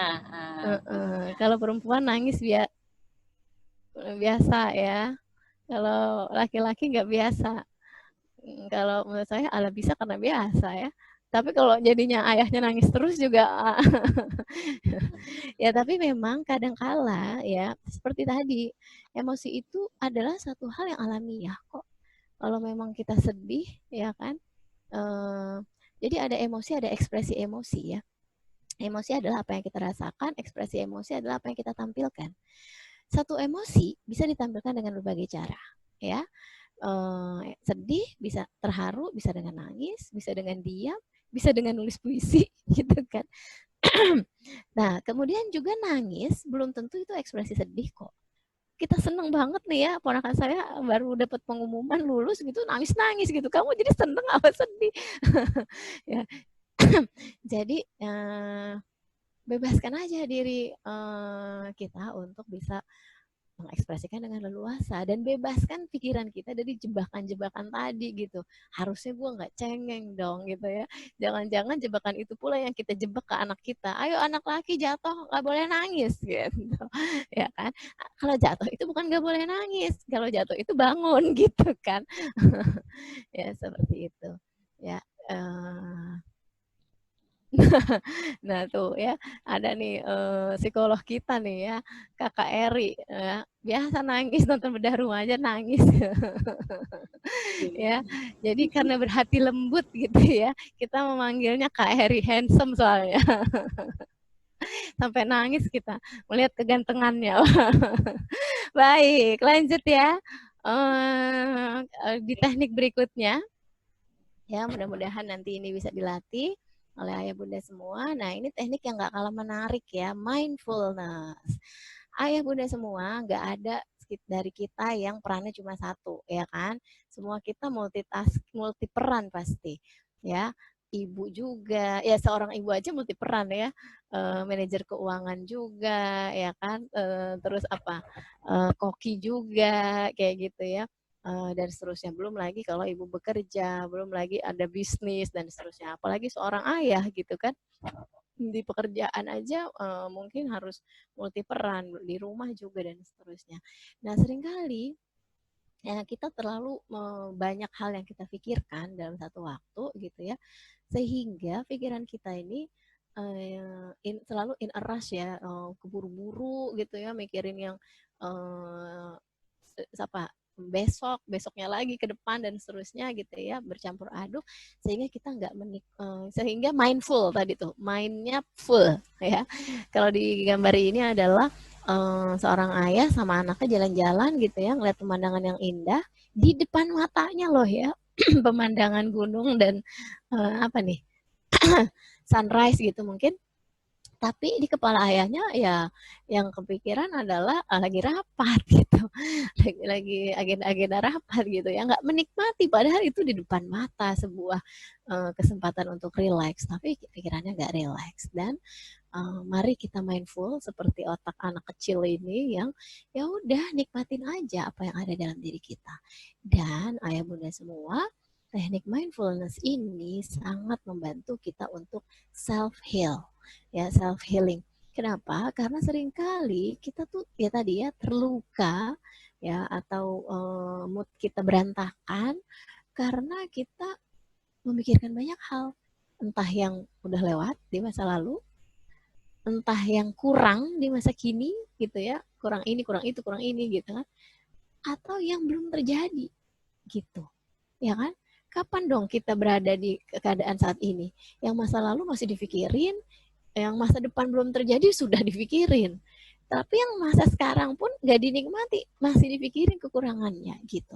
Sehingga teknik mindfulness ini di satu sisi selain tentu saja kalau dalam risetnya ya menurunkan stres, bahkan depresi, meningkatkan performa kerja, meningkatkan memori gitu ya. Dan mindfulness ini bagian dari satu cara untuk meningkatkan self compassion ya, cara kita menyayangi diri kita gitu ya, cara kita mendapatkan meaningfulness ya, kebermaknaan dalam hidup kita. Yuk kita latihan mindfulness. Next. Ya, jadi apa yang perlu dilakukan dalam mindfulness adalah kita being present, ya, membawa diri kita here and now, saat ini di sini, ya. Saat ini nih kita malam hari jam 9:05, saya duduk di atas kursi, ya, di depan meja belajar, rasakan badan kita, ya, punggung kita bersandar, itu adalah being present gitu. Gimana caranya kita melatih bisa being present gitu?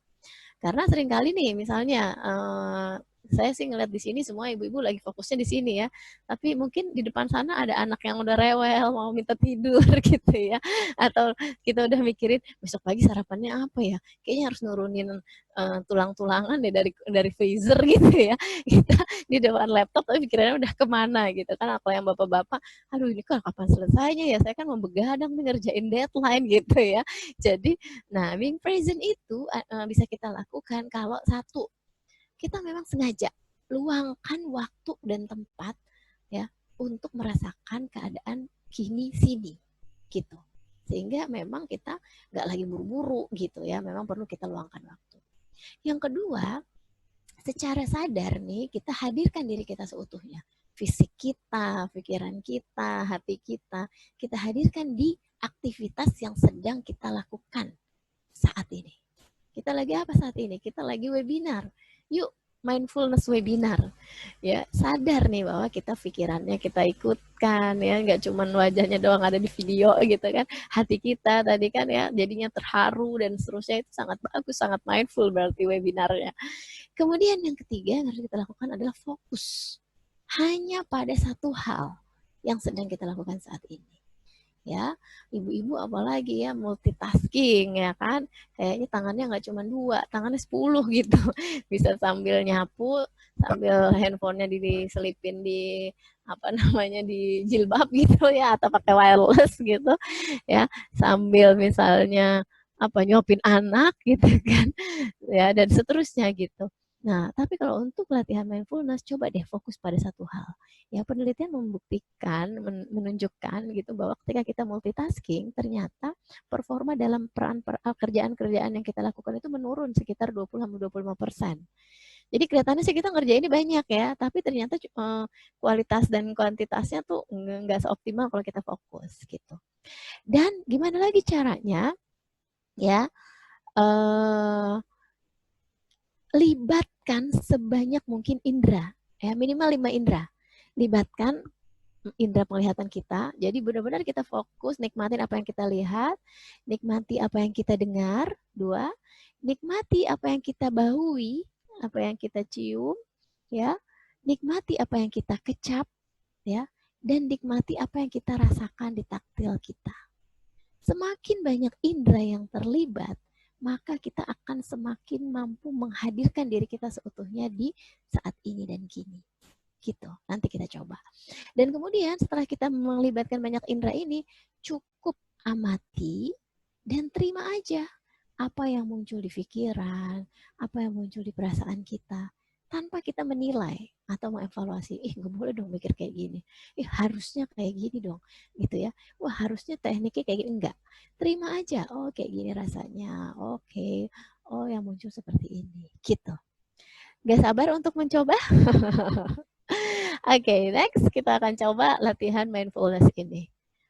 Yuk, silahkan. Yang pertama, saya ingin mengajak Mbak, ayah, bunda semua kita lakukan mindfulness dalam breathing. Oke, mindful breathing ya. Tadi kita sih Bang udah belajar ya pernafasan perut. Nah, tapi kita mencoba deh bernafas dengan lebih menyadari pernafasan kita ya, mindful breathing ini. Kenapa?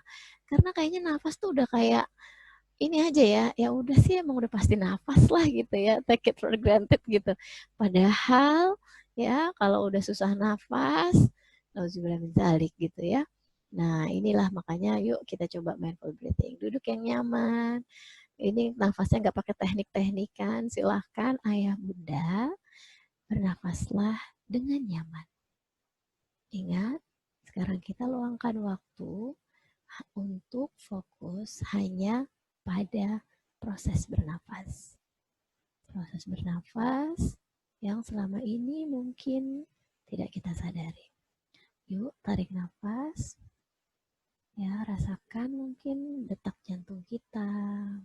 Mungkin kita mendengar, merasakan, boleh kita pegang. Ya, ketika kita menghembuskan nafas, kita rasakan bahu kita yang turun. Tuh ya. Kita coba rasakan deh bagian-bagian tubuh kita. Kita rasakan tangan kita, kaki kita ketika bernafas. Itu. Oke, kita coba lagi ya. Tarik nafas. Rasakan udara yang masuk. Hembuskan. Ya, rasakan udara yang keluar. Dan yuk sekarang perlahan-lahan kita libatkan lebih banyak indera ketika kita bernafas.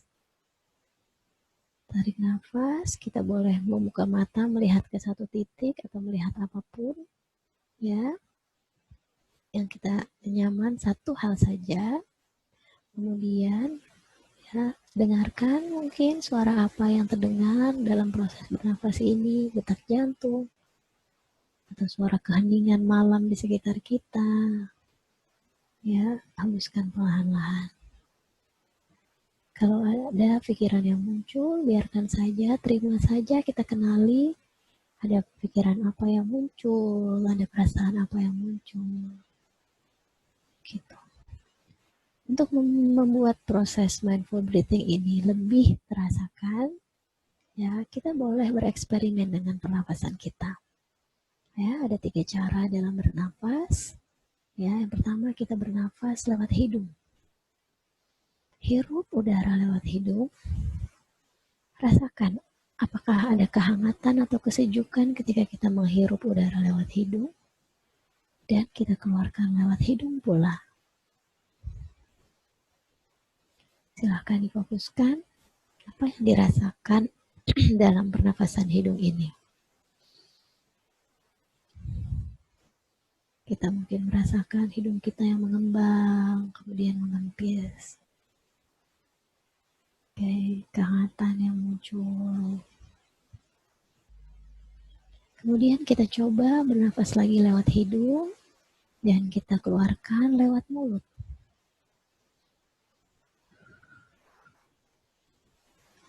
Kita rasakan sensasi apa yang berbeda dari proses bernafas yang kedua ini.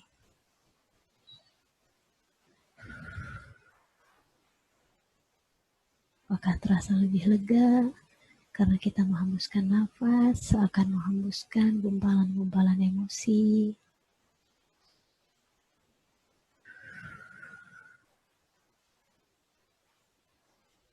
Ya, atau kemudian kita melakukan percobaan dengan pernafasan dada. Tarik nafas, dan kita rasakan nafas kita, udara kita masukkan ke dalam dada, mungkin terasa sedikit sesak atau tidak nyaman, kemudian hembuskan. Dan biarkan bahu kita sedikit lebih turun dan lebih nyaman. Berbagai macam cara bernafas, silahkan ayah bunda pilih. Dan yuk kita bernafas dengan cara yang paling nyaman untuk kita. Kembali kita lakukan secara sadar. Rasakan berbagai hal yang bisa kita rasakan dari beragam indera. Dan amati saja apa yang kita rasakan di tubuh, apa yang muncul di pikiran. Kita boleh ketika tiba-tiba terasa ingin berterima kasih kepada jantung kita yang sudah memompa oksigen. Pernah gak ya kita berterima kasih sama jantung? Terima kasih ya gak pernah berhenti berdetak tanpa saya minta loh berdetaknya. Atau kita berterima kasih pada hidung kita yang menjadi jalan untuk kita menghirup oksigen. Kita berterima kasih pada organ-organ dalam tubuh kita yang mengalirkan oksigen ini. Apapun itu, ya, hadirlah seutuhnya untuk mengalami secara sadar proses pernapasan kita.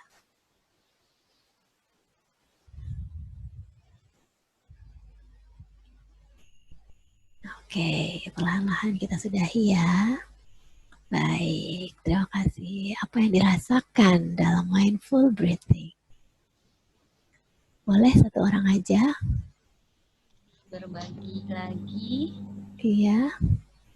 Semakin ngantuk nih kayaknya ya. Ada yang mau berbagi? Ada bedanya nggak dengan pernafasan yang sebelumnya, misalnya pernafasan perut? Gitu, atau ada yang mungkin nggak apa-apa loh berbagi, kayaknya sulit deh misalnya untuk diikuti atau apa hambatan yang dirasakan, boleh banget.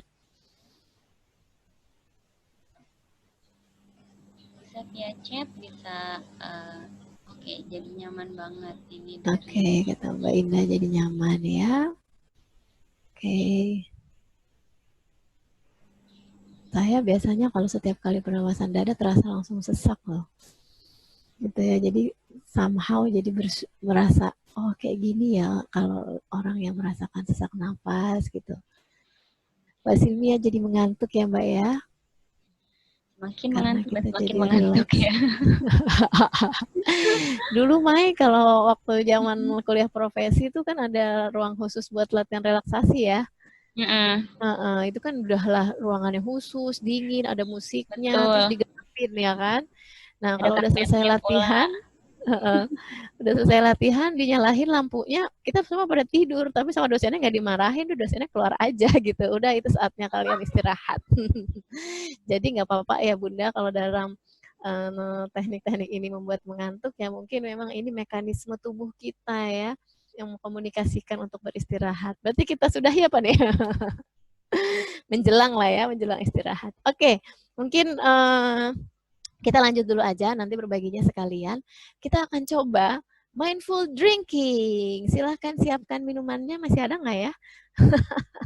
Minumannya. Oke. Silahkan diambil minuman yang sudah disiapkan. Saya tadi minumannya hangat, sekarang sudah tidak hangat.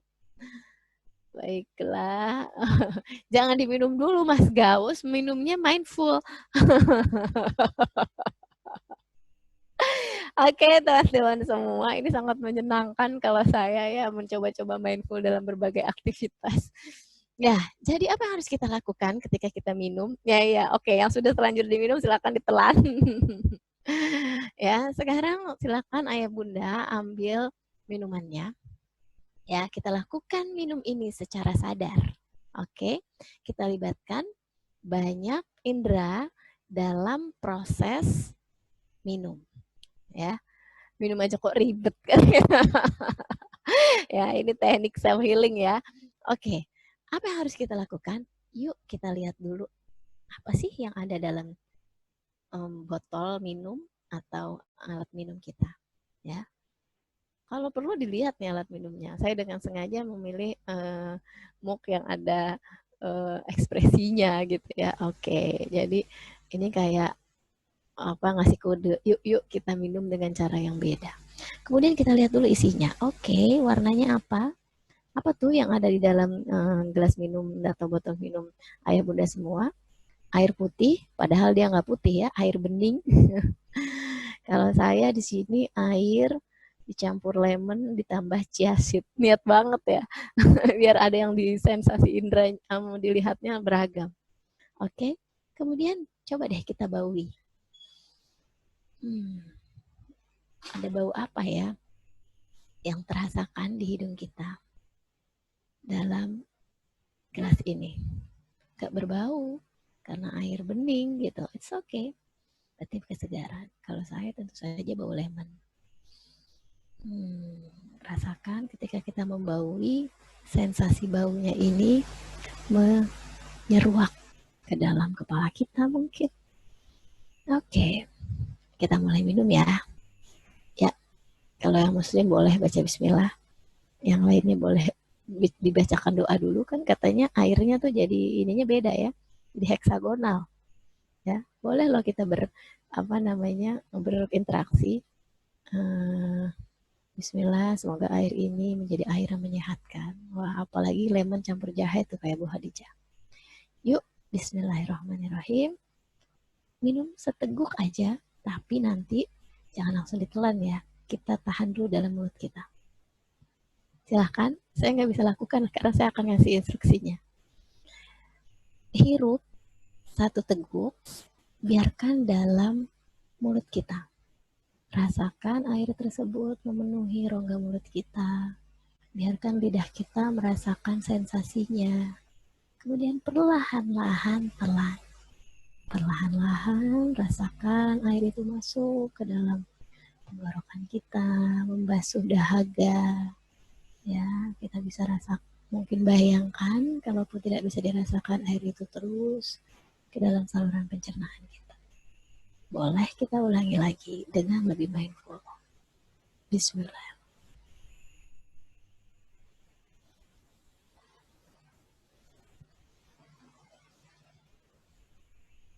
Rasakan sensasi-sensasi yang mungkin tertinggal. Rasakan juga ya bagaimana air ini mungkin memberikan sensasi dalam saluran pencernaan yang bisa kita rasakan. Kalau kita amati dan bayangkan air ini membasuh,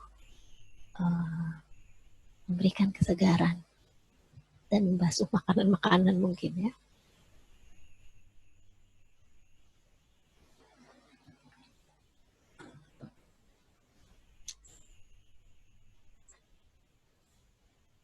Karena air saya air lemon, maka sangat terasa keasaman dalam mulut saat ini.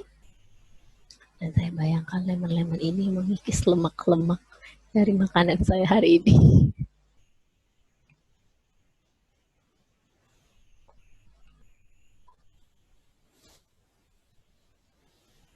Rasakan kesegaran di setiap tegukan. Walaupun air putih, apalagi ya.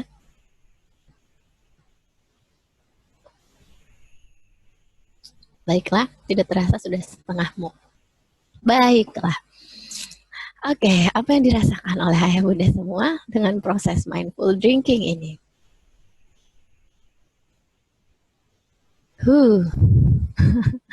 Ayo dong, silakan berbagi. Saya ingin tahu deh. Boleh berbagi? Saya baru Ibu Eli, silakan. Suaranya tapi agak lebih didekatkan mungkin Bu Eli. Saya baru pernah merasakan walaupun air putih gitu karena mungkin dinikmati banget. Biasanya kalau minum cepet-cepet aja gitu. Jadi kayaknya ini kok beda gitu. Padahal yang diminum air putih biasa diminum. Luar biasa ya. Jadi ada sesuatu sensasi yang beda ya Bu Eli ya. Betul. Bedanya seperti apa Bu Eli? Bisa diceritain lebih dikit detail sedikit. Biasanya minum air itu buru-buru aja gitu. Nggak pernah yang air minum tuh beda kalau minum kopi mungkin ya. Kopi sambil ditiup-tiup seruput gitu. Beda wanginya gitu. Kalau air putih kayaknya biasanya langsung aja minum gitu. Terus buru-buru udah gitu. Tapi ini mungkin karena kita disuruh merasakan, semua indera ikut merasakan. Ternyata air putih itu sangat nikmat gitu. Wah, luar biasa ya, sangat nikmat, menyegarkan. Padahal sama ya, galonnya sama ya Bu Eli ya. Jangan-jangan ini air putihnya sama loh rasanya dengan minum air zam-zamnya. Luar biasa, itulah mindfulness ya ayah bunda semua. Sesuatu yang biasa menjadi memberikan sensasi yang luar biasa yang sekaligus membantu proses healing gitu. Kita lagi stres nih, aduh pusing banget sih, misalnya rumah berantakan nih, di rumah aja tuh ngelihat rumah berantakannya 24 jam kan berarti kalau kerja lumayan pergi dulu gitu. Ini 24 jam berantakan, oke ambil air putih.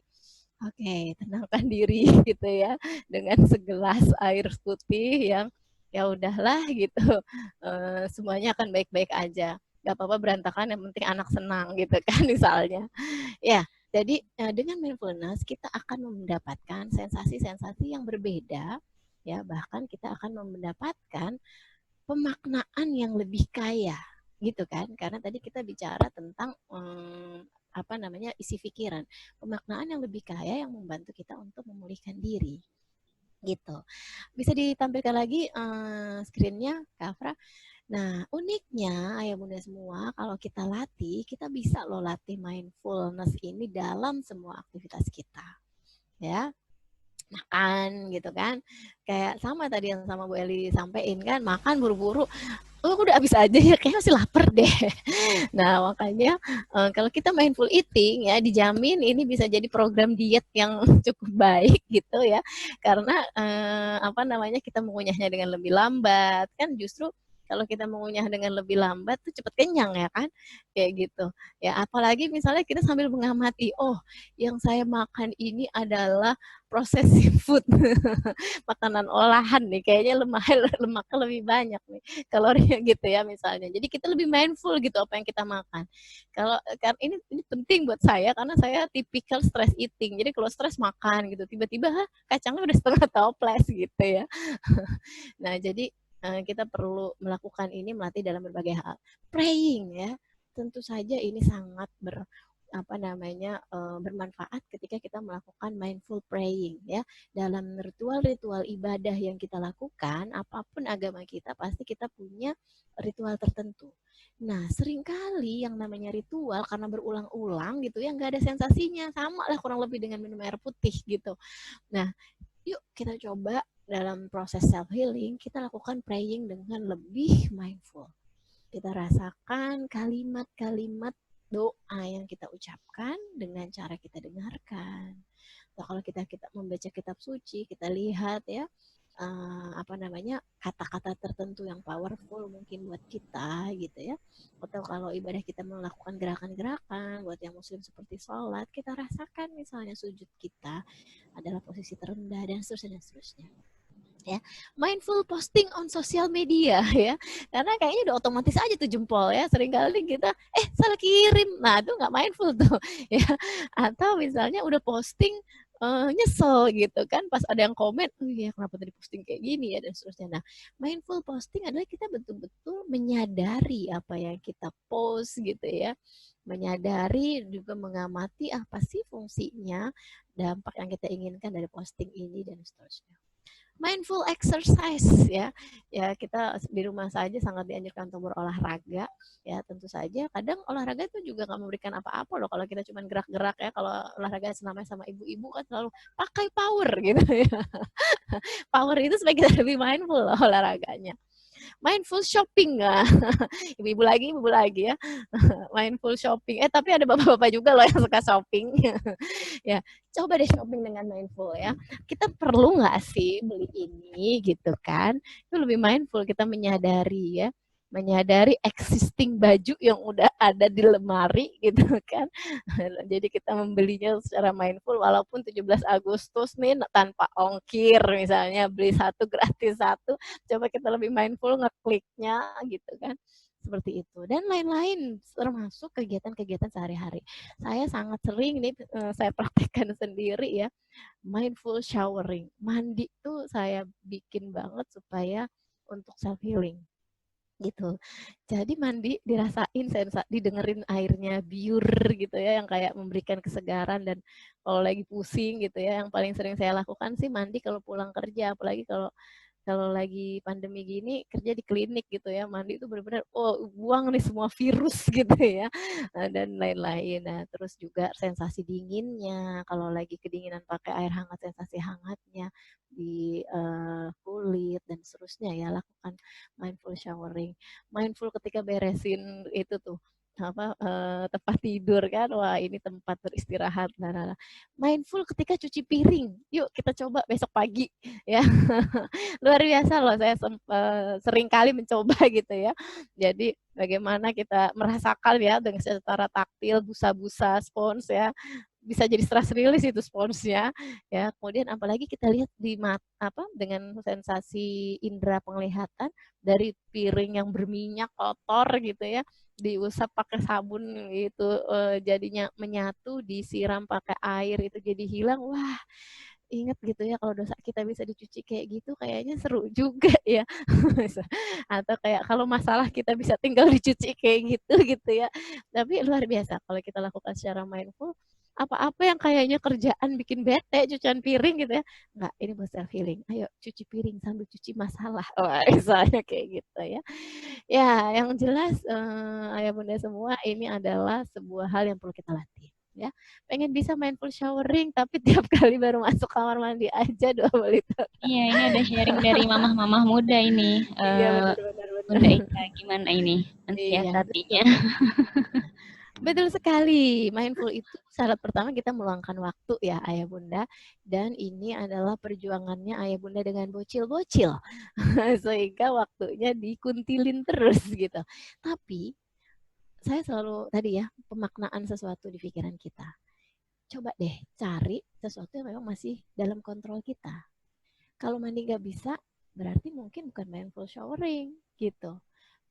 Mungkin mindful nyusuin.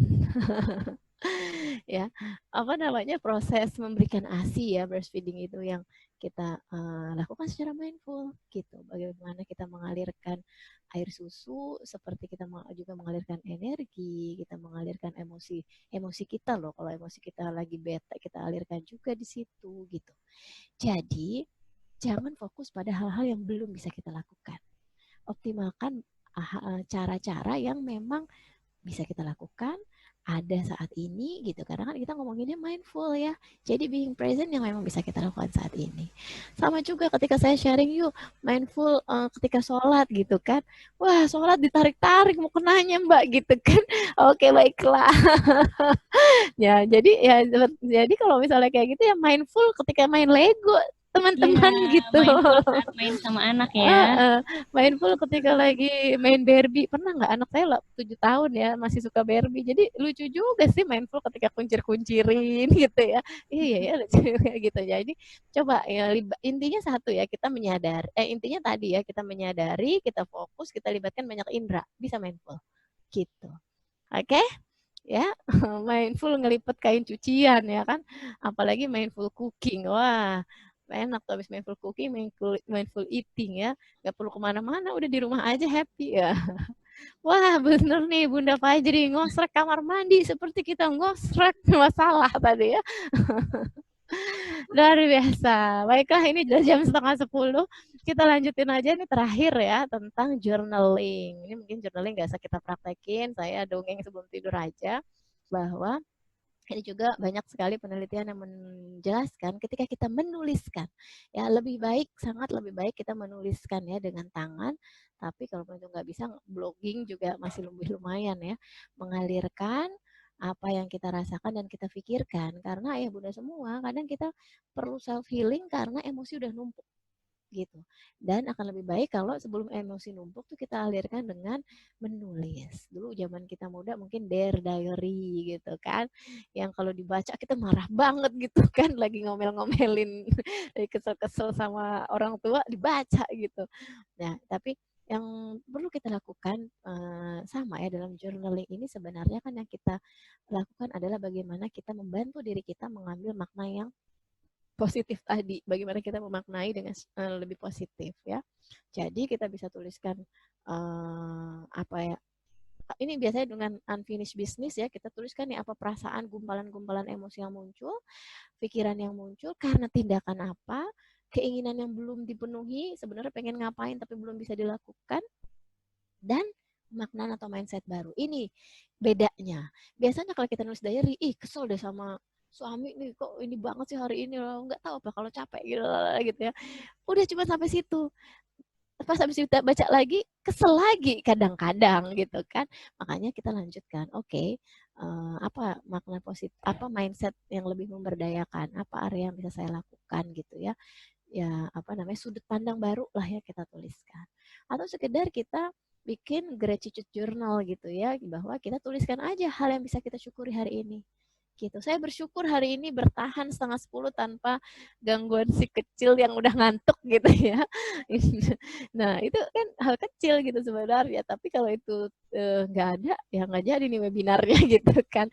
Nah, atau apa hal baik yang udah kita lakukan hari ini? Karena seringkali ya kita mood kita jadi kacau karena yang dominan top in our mind gitu adalah hal-hal yang negatif, yang kurang gitu. Sehingga kita kadang harus maksa nih ngeluarin hal-hal positif dalam diri kita. Next. Ini saya tuliskan sebuah contoh journaling terutama untuk isu unfinished business ya. Jadi masalah-masalah yang nggak kelar dan kadang-kadang nggak bisa dikelarin. Ya, kita bikin surat cinta terhadap masalah objek ya yang terkait sama masalah itu. Karena tadi prinsip umumnya adalah yang itu yang membuat itu masih mengganggu emosi kita adalah pemaknaan di dalam diri kita. Ini contoh journaling ini dari kisah nyata gitu ya, yang beliau nulis ya, klien saya laki-laki, beliau nulis pakai tangan surat buat ayah bundanya gitu. Dan dalam konteks ini bahkan udah jadi orang tua terus masih kesel gitu kan, padahal orang tua juga udah nggak ada gitu. Nah ini contohnya kayak gini. Apa yang kita tuliskan, apa yang kita rasakan, tulisin aja. Saya merasa sangat sedih setiap ayah dan ibu berantem. Ayah membentak ibu sambil banting barang, ibu menangis sambil teriak-teriak. Itu jadi apa yang kita rasakan dalam peristiwa apa gitu ya. Jadi kita nggak melabel ayah ibu nggak kok ini gitu ya. Misalnya peristiwanya kita tuliskan supaya lebih plong. Saya yang masih kecil saat itu sangat takut ayah dan ibu berpisah atau ada yang terluka. Saya juga berpikir ya apa yang muncul di pikiran kita tulis, takut.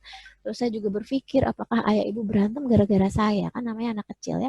Tuliskan apa yang kita pikirkan yang nggak pernah kita omongin juga ke orang lain, dan tuliskan apa yang ingin kita lakukan yang belum atau nggak sanggup kita lakukan saat itu gitu. Saya rasanya saat itu pengen teriak stop, berhenti berantemnya gitu ya, tapi nggak bisa gitu kan. Nah kemudian tuliskan juga apa sih keinginan kita saat itu yang memang gak kita dapetin ya. Saya ingin saat ayah ibu dan berantem saat itu, ayah ibu lihat saya dong yang masih kecil yang nangis di pojok kamar, pengen dipeluk terus sambil dikatakan bahwa gak apa-apa, semua baik-baik aja gitu dan seterusnya. Nah bagian terpenting adalah kemudian kita merap up dengan pemaknaan baru. Ya, saat ini ayah dan ibu sudah tiada dan saya sekarang jadi orang tua. Saya berusaha memahami sekaligus memaafkan keterbatasan ayah ibu untuk berkomunikasi dengan baik. Saya tahu adanya perbedaan antara dua orang yang berpasangan dalam mengarungi rumah tangga, karena udah jadi orang tua kan sekarang. Nah, kemudian saya memilih mengkomunikasikan perbedaan yang ada dengan pasangan saya agar tetap nyaman walau berkonflik. Kayak gitu kira-kira. Jadi, ini contoh aja ayah bunda bisa lakukan dengan cara yang bebas, termasuk ayah bunda bisa journaling pola yang tadi. Hari ini saya marah lagi gara-gara anak berantem, karena saya masih berpikir mereka susah diatur gitu. Oke, apa ya pikiran yang lebih memberdayakan gitu, apa yang respon yang saya inginkan ya. Bisa jadi saat ini saya kurang sabar mendengarkan masalahnya apa kayak gitu. Saya mungkin perlu lebih tenang bertanya kejadian sebelum mereka berantem apa, seperti itu. Oke, demikianlah slide terakhir adalah setelah kita kelola emosi, kita kelola ini ya, kita juga jangan lupa kelola perilaku ya. Jadi ini di psikologi ada istilah behavior activation gitu. Ketika emosi kita udah stabil, pikiran kita udah cukup berdaya, ya kita keluarkan nih energinya dengan melakukan sesuatu. Yang paling penting tentu saja gaya hidup kita harus lebih seimbang ya. Makanan, olahraga ya, ini udah inilah ya, dan juga keseimbangan dengan spiritual. Itu yang mau saya tekankan. Yang kedua adalah perhatikan nutrisi pikiran. Ya, kita perhatikan nutrisi makanan, nutrisi pikiran ya, nutrition for your mind juga penting. Karena apa yang kita masukkan di sini itu yang kita olah.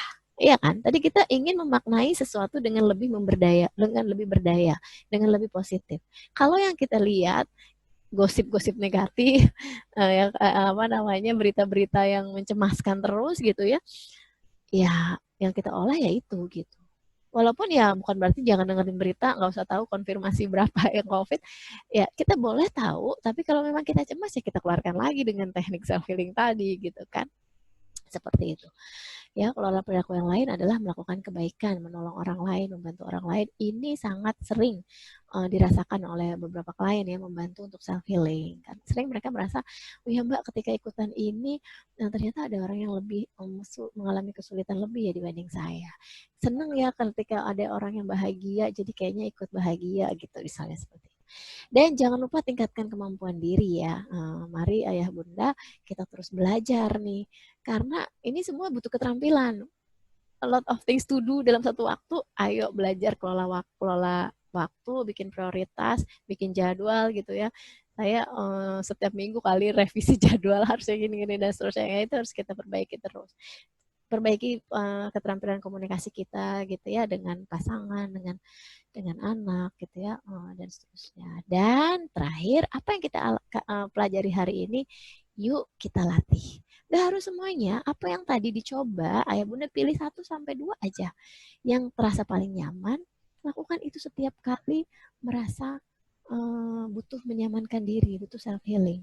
Atau justru lakukan itu ketika nyaman, sehingga kita terbiasa dan bisa mengaksesnya ketika kita membutuhkan self healing. Demikian paparan saya yang wow, molor waktunya ya Mbak Maya.